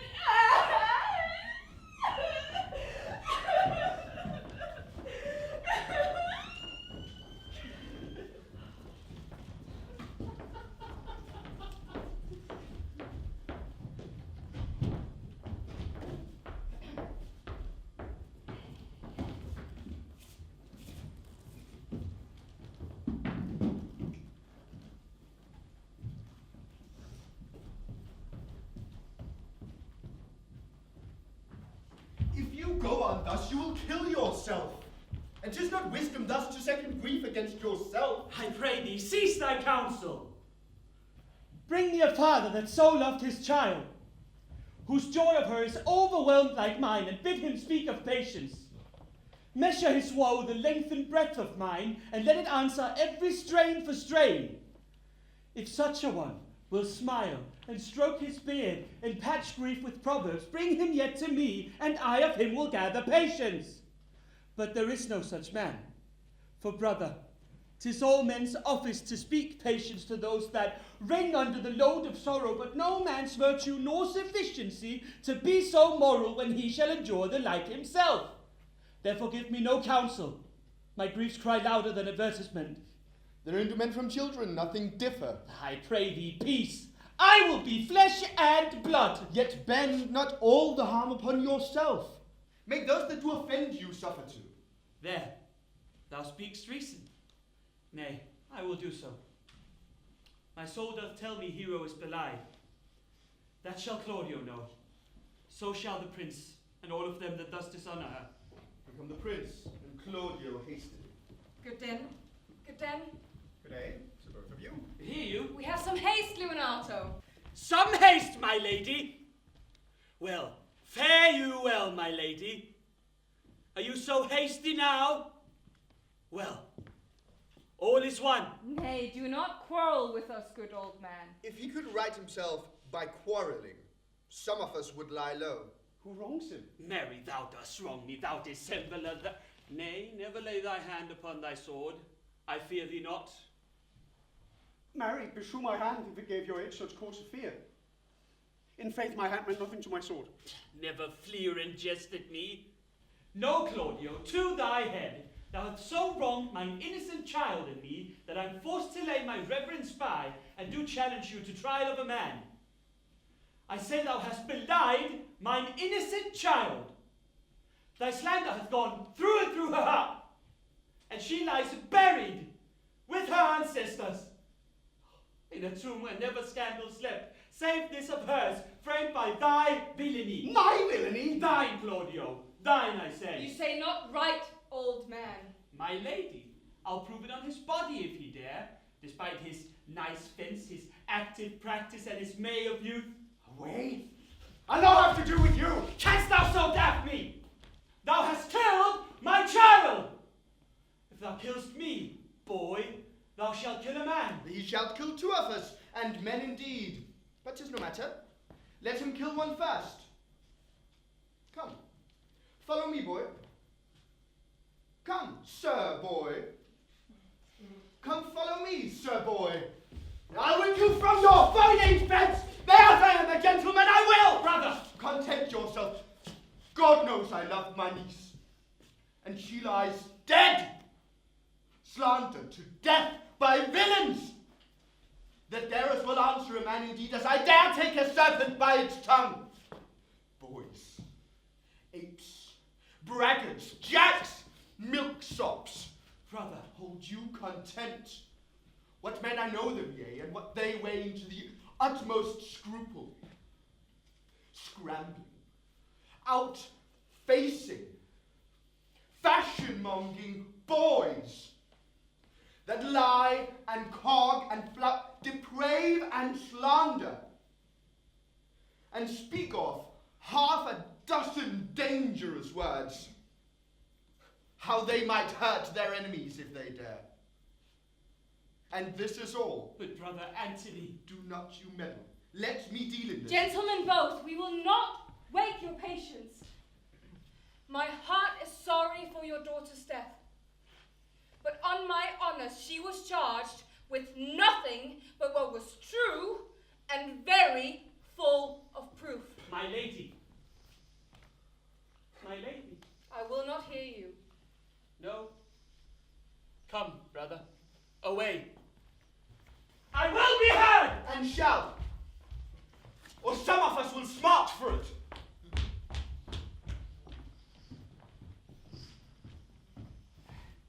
See, here comes the man we went to see. How now, senor, what news? Good day, my lady. Welcome, senor. You're almost come to part of fray. We had like to have had our 2 noses snapped off by 2 old men, without teeth. Leonardo and his brother. What thinkest thou, had we fought, I doubt we should have been too young for them. In a false quarrel there's no true valor. I came to seek you both. We have been up and down to seek thee, for we are high-proof melancholy, and would fain have it beaten away. Wilt thou use thy wits? In my scabbard shall I draw it? As I am an honest woman, he looks pale.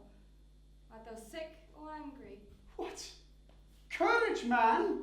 What though care kill the cat, thou hast mettle enough indeed to kill care. By this light he changes more and more. I think he be angry indeed. If he be so, he knows how to turn his girdle.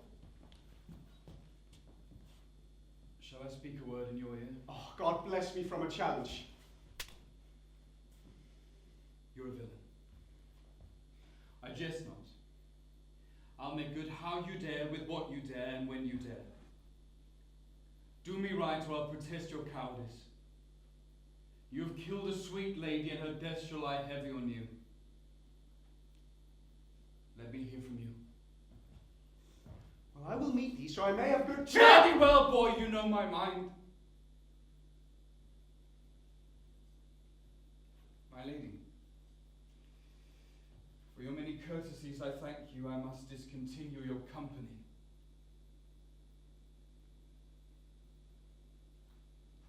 Your brother the bastard is fled from Messina. You have among you killed a sweet and innocent lady. And for my Lord Blackbeard there, he and I shall meet.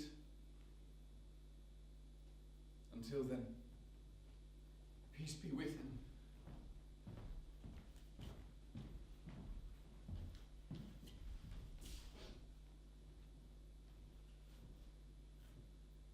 He is in earnest, In most profound earnest, and hath challenged thee. most sincerely. Did he not say my brother was fled? Come you, sir! If justice cannot tame you, she shall never weigh more reason in her balance. Nay, in cursing hypocrite one, she must be looked to. How now? 2 of my brother's men bound, Borachio 1. Officers, what offense have these men done? Married, ma'am, they have committed false reports.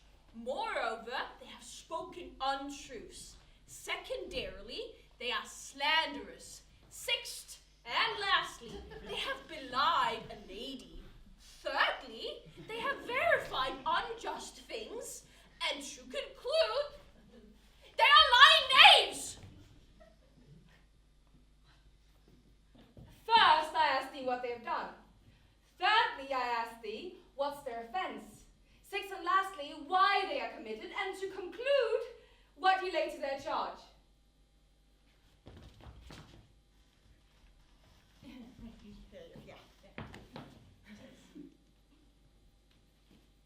Who have you offended, masters, that you are thus bound to your answer?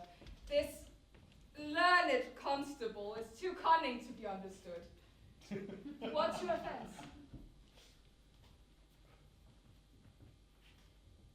sweet prince, let me go no farther to mine answer. Do you hear me, and let this count kill me? I have deceived even your very eyes. What your wisdoms could not discover, these shallow fools have brought to light. When the night overheard me confessing to this woman how Don John, your brother, incensed me to slander the lady hero, how you were brought to the orchard and saw me court Margaret in hero's garments, how you disgraced her when you should marry her. My villainy to have upon record, which I'd rather seal with my death than repeat over to my shame. The lady is dead upon mine and my master's false accusation, and briefly, I desire nothing but the reward of a villain. Runs not this beast like iron through your blood? I have drunk poison whilst you out of it. But did my brother set thee on to this? Yea, and paid me richly for the practice of it. He is composed and framed of treachery, and fled he is upon this villainy. Sweet hero, now thy image doth appear to me in the rare semblance I did love at first. Come, bring away the plaintiffs. By this time, our sexton hath reformed Senor Leonato of the matter. And masters, do not forget to specify when time and place shall serve that I am an ass. Here come Master Senor Leonato and the sexton too. Which is the villain? Let me see his eyes, that when I note another man like him, I may avoid him. Which of these is he? If you would know your wronger, look on me. Art thou the one that with thy breath hath killed mine innocent child? Yea, even I alone. No. Not so, villain. Thou beliest thyself. Here stand a pair of honourable men. A third is fled that had a hand in it. I thank you, princess, for my daughter's death, recorded with your high and worthy deeds. 'Twas bravely done, if you bethink you of it. I know not how to pray your patience. Yet I must speak. Choose your revenge yourself. Impose me to what penance your invention may lay upon my sin. Yet sinned I not but in mistaking. By my soul nor I. And yet, to satisfy this good old man, I would bend under any heavy weight that he'll enjoin me to. I cannot bid you bid my daughter live. That were impossible. But I pray you both, possess the people in Messina here, how innocent she died, and if your love can labour aught in sad invention, hang her an epitaph upon her tomb, and sing it to her bones. Sing it tonight. Tomorrow morning, come you to my house. Since you could not be my son-in-law, be yet my nephew. My brother hath a daughter almost a copy of my child that's dead, and she alone is heir to both of us. Give her the right you should have given her cousin, and so dies my revenge. O noble sir, your overkindness doth bring tears from me. I do embrace your offer, and henceforth dispose of Claudio. Tomorrow morning, then, I will expect your coming. Tonight, I take my leave. This man shall face to face be brought to Margaret, who I believe was packed in all this wrong, hired to it by your brother. No! By my soul, she was not. Nor knew not what she did when she spoke to me. But always have been just and virtuous in anything that I do know by her. Moreover, sir, which indeed is not under white and black, this plaintiff here, the offender, did call me ass. I pray you, let it be remembered in her punishment. I beseech you, examine her upon that point. thank thee for thy care and honest pains. Your worship speaks like a thankful and most reverent youth, and I praise God for you. Here's for thy pains. A God save the foundation.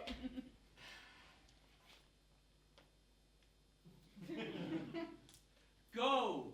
I discharge thee of thy prisoner, and I thank thee.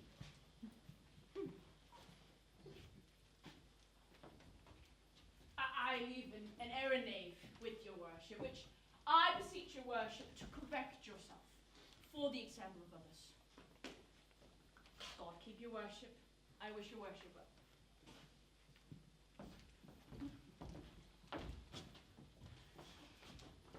God restore you to health.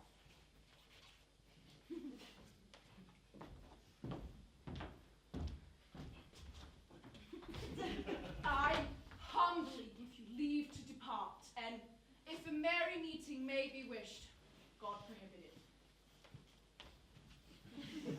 Accompany me.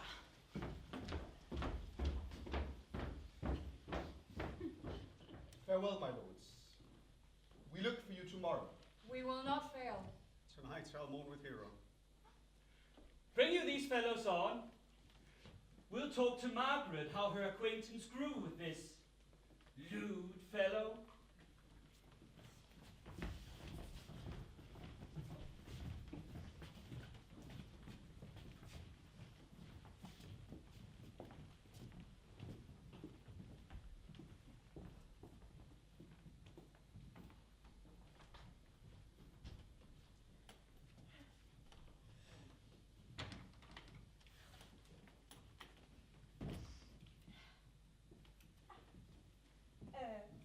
Help me, will you?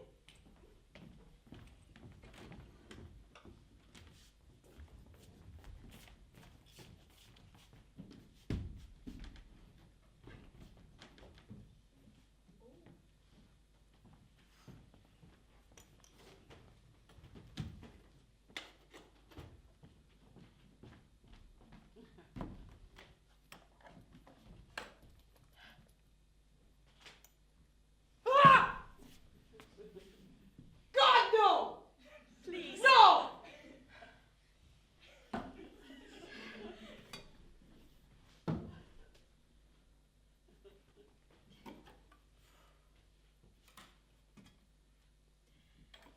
Ooh, nice!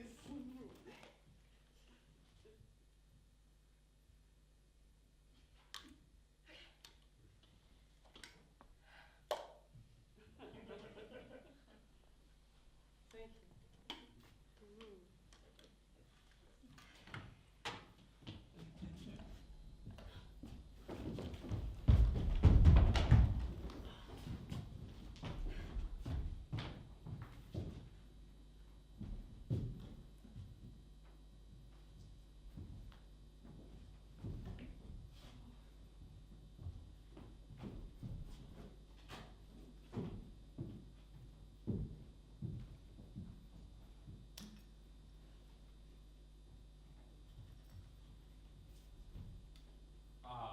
Pray thee, good Mistress Margaret, deserve well at my hand by helping me to the speech of Beatrice.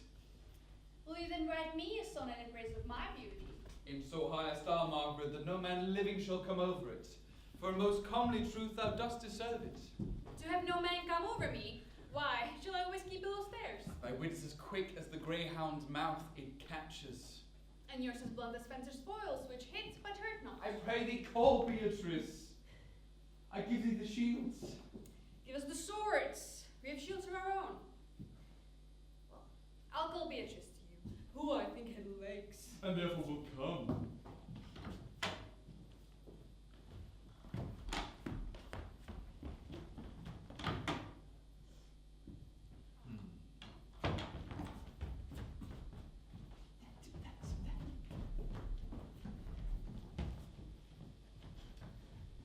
I'm thinking E.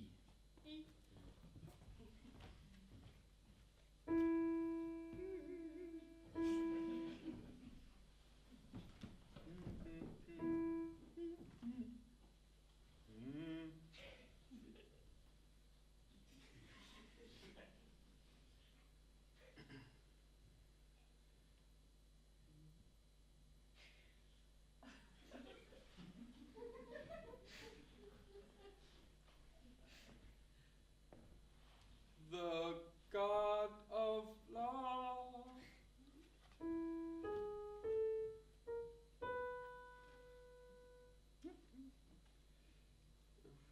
Who sits above? Okay, yeah.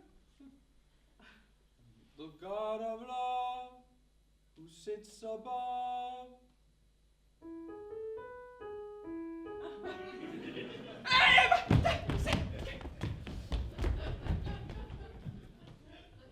Mary, I cannot show it in rhyme. I have tried. I can find out no rhyme to lady, but baby, an innocent rhyme. For scorn, horn, a hard rhyme. For school, fool, a babbling rhyme. Very ominous endings. No, I was not born under a rhyming planet, nor I cannot woo in festival terms. Sweet Beatrice, wouldst thou come when I call thee? Yea, Signor, and depart when you bid me. Oh, stay but till then. Then is spoken, fare you well now. And yet, ere I go, let me go with that I came, which is with knowing what has passed between you and Claudio. Nothing but foul words, and thereupon I will kiss thee. Foul words is but foul wind, and foul wind is but foul breath, and foul breath is noisome. Therefore I will depart unkissed. Thou hast frighted the word out of his right sense, so forcible is thy wit. But I must tell thee plainly, Claudio undergoes my challenge, and either I must shortly hear from him, or I will subscribe him a coward.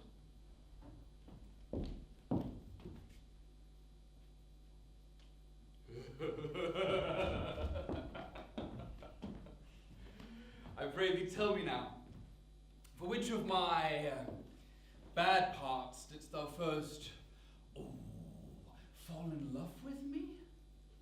For them all together, which maintain so politic a state of evil that they will not admit any good parts to intermingle with them.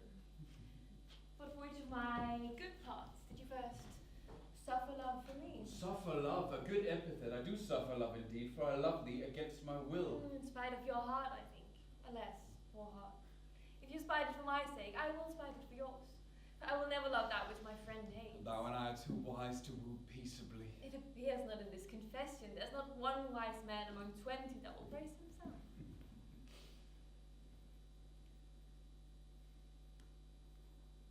Tell me now, how doth your cousin? Very ill. And how do you? Very ill too.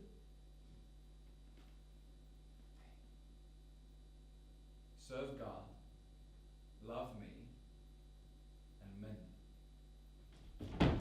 Niece! You must come to your uncle!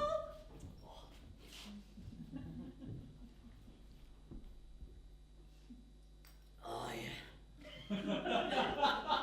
It is proved your cousin Hero was falsely accused, the prince and Claudio mightily abused, and Prince Don, the author of it all, who is fled and gone.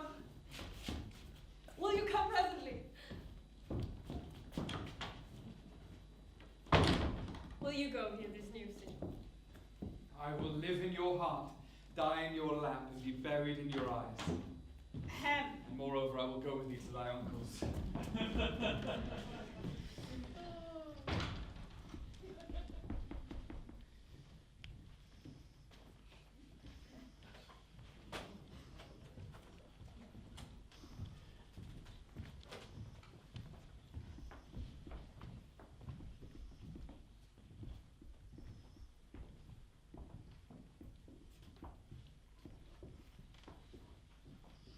Is this the monument of Leonardo? It is, my lord.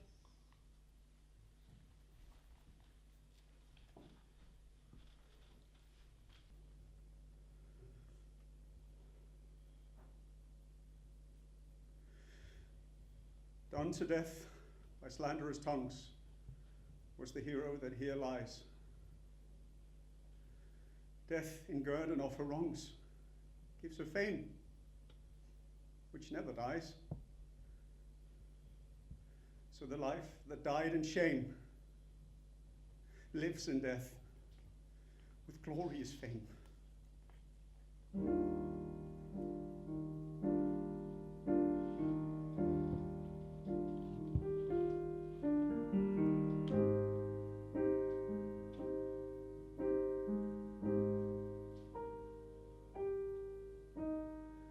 Pardon, goddess of the night, those that slew thy virgin night, for the witch with songs of woe round about her tomb they go. Midnight, as if star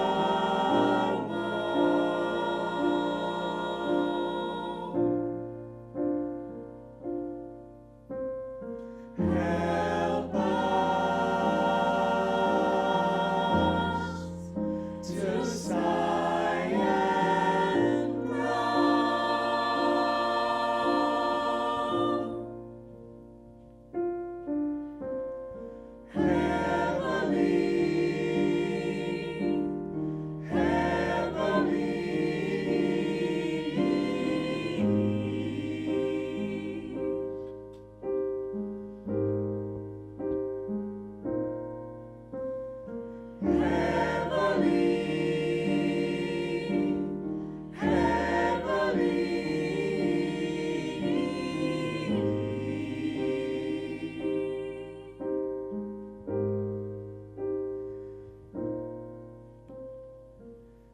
Now unto thy bones, good night. Yearly will I do this right. Thanks to you all, and leave us. Fare you well. Good morrow, my masters. Each his several way. Come, let us hence and put on other weeds, and then to Leonato's we will go.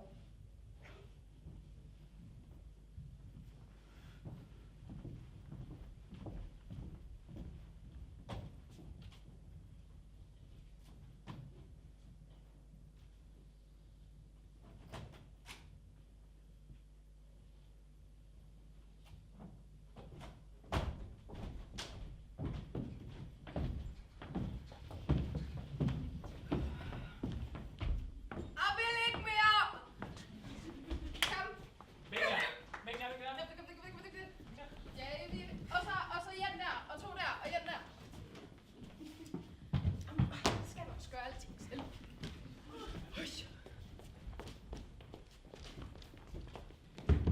Sí, wow. Buen trabajo. Buen trabajo. Godt arbejde. Godt arbejde. Buen trabajo. In a buck basket. A buck basket? A buck basket. Did I not tell you she was innocent? And so are the Prince and Claudio, who accused her upon the error you heard debated. Well, I am glad that all things sold so well. So am I, being asked by faith and forced to call young Claudio to a reckoning for it. Daughter, and you gentlewomen all, withdraw yourselves into a chamber, and when I send for you, come hither masked.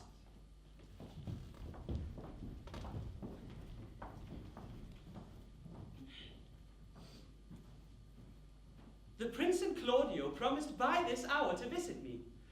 You know your office, brother. You must be father to your brother's daughter and give her to young Claudio. Which I will do with a confirmed countenance. Friar, I must entreat your pains, I think. To do what, senor? To bind me, or undo me. One of them. Signor Leonato, truth it is, good signor, your niece regards me with an eye of favour. That I my daughter lent her, 'tis most true. And I do with an eye of love requite her. the sight whereof I think you had from me, from Claudio and the prince, but what's your will?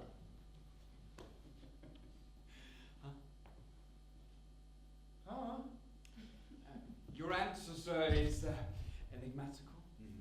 But for my will is your goodwill may stand with ours, this day to be conjoined in state of honourable marriage, in which, good friar, I shall desire your help. My heart is with your liking. And my help. Good morrow to this fair assembly. Good morrow, prince. Good morrow, Claudio. We here attend you. Are you yet today determined to marry my brother's daughter? I am. Call her forth, brother. Here's the friar ready. Good morrow, Benedict. Why, what's the matter that you have such a February face? So full of frost, of storm and cloudiness? I think he thinks upon the savage bull. Oh, and some such strange bull leaped your father's cow, and got a calf in that same noble feat, much like to you, for you have just his bleat. For this I owe you. Here comes other reckonings.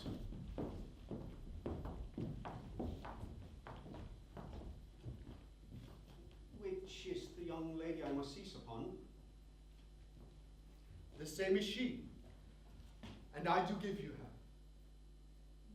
Sweet, let me see your face. No, that shall you not till you take her hand before this friar and swear to marry her. Give me your hand. Lady, before this holy friar, I am your husband if you like of me. And when I lived, I was your other wife. And when you loved, you were my other husband. Another hero? Nothing certainer. One hero died to fall, but I do live. The former hero! Hero that is dead! She died, my lady, but whilst her slander lived. All this amazement can I qualify, when after that the holy rites are ended, I shall tell you lastly of fair heroes' death. Meantime, let wonder seem familiar, and to the chapel, let us presently. Get some soft and fair, friar. Which is Beatrice?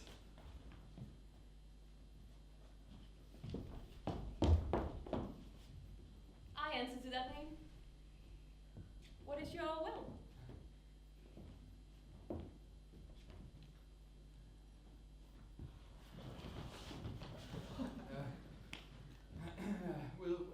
Will you, I love you. Do not you love me? Why, no. No more than reason. Why, your uncle and the prince and Claudio have been deceived. They swore you did. Do not you love me? Troth, no. No more than reason.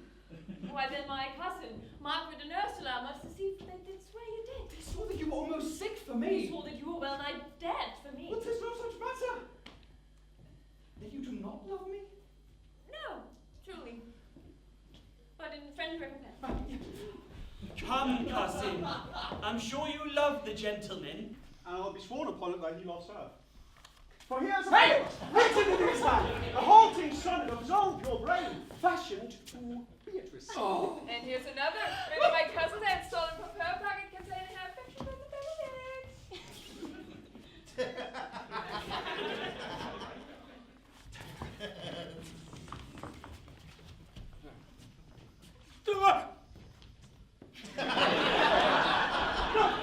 Nice. Hey.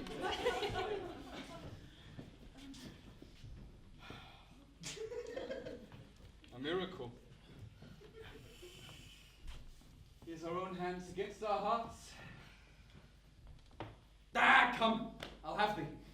But by this light I take thee for pity. I would not deny you, but by this good day I yield upon great persuasion, and partly to save your life. By what's told you were in a consumption. Peace! I will stop your mouth.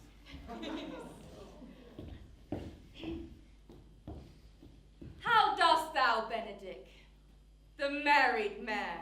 I'll tell thee what, Prince. Our college of wig crackers cannot flout me out of my humour. In brief, since I do purpose to marry, I will think nothing to any purpose that the world can say against it. Therefore, never flout at me for what I have said against it. A man is a giddy thing, and this is my conclusion. For thy part, Claudio, I did think to have beaten thee, but in that thou art like to be my kinsman, live unbruised and love my cousin. I'd well hope thou would have denied Beatrice, that I might have cudgeled thee out of thy single life. Ah, come, we are friends. My lady! Oh.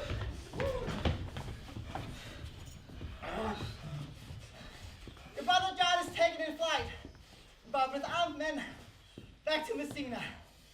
Think not on him till tomorrow. I'll devise thee brave punishments for him.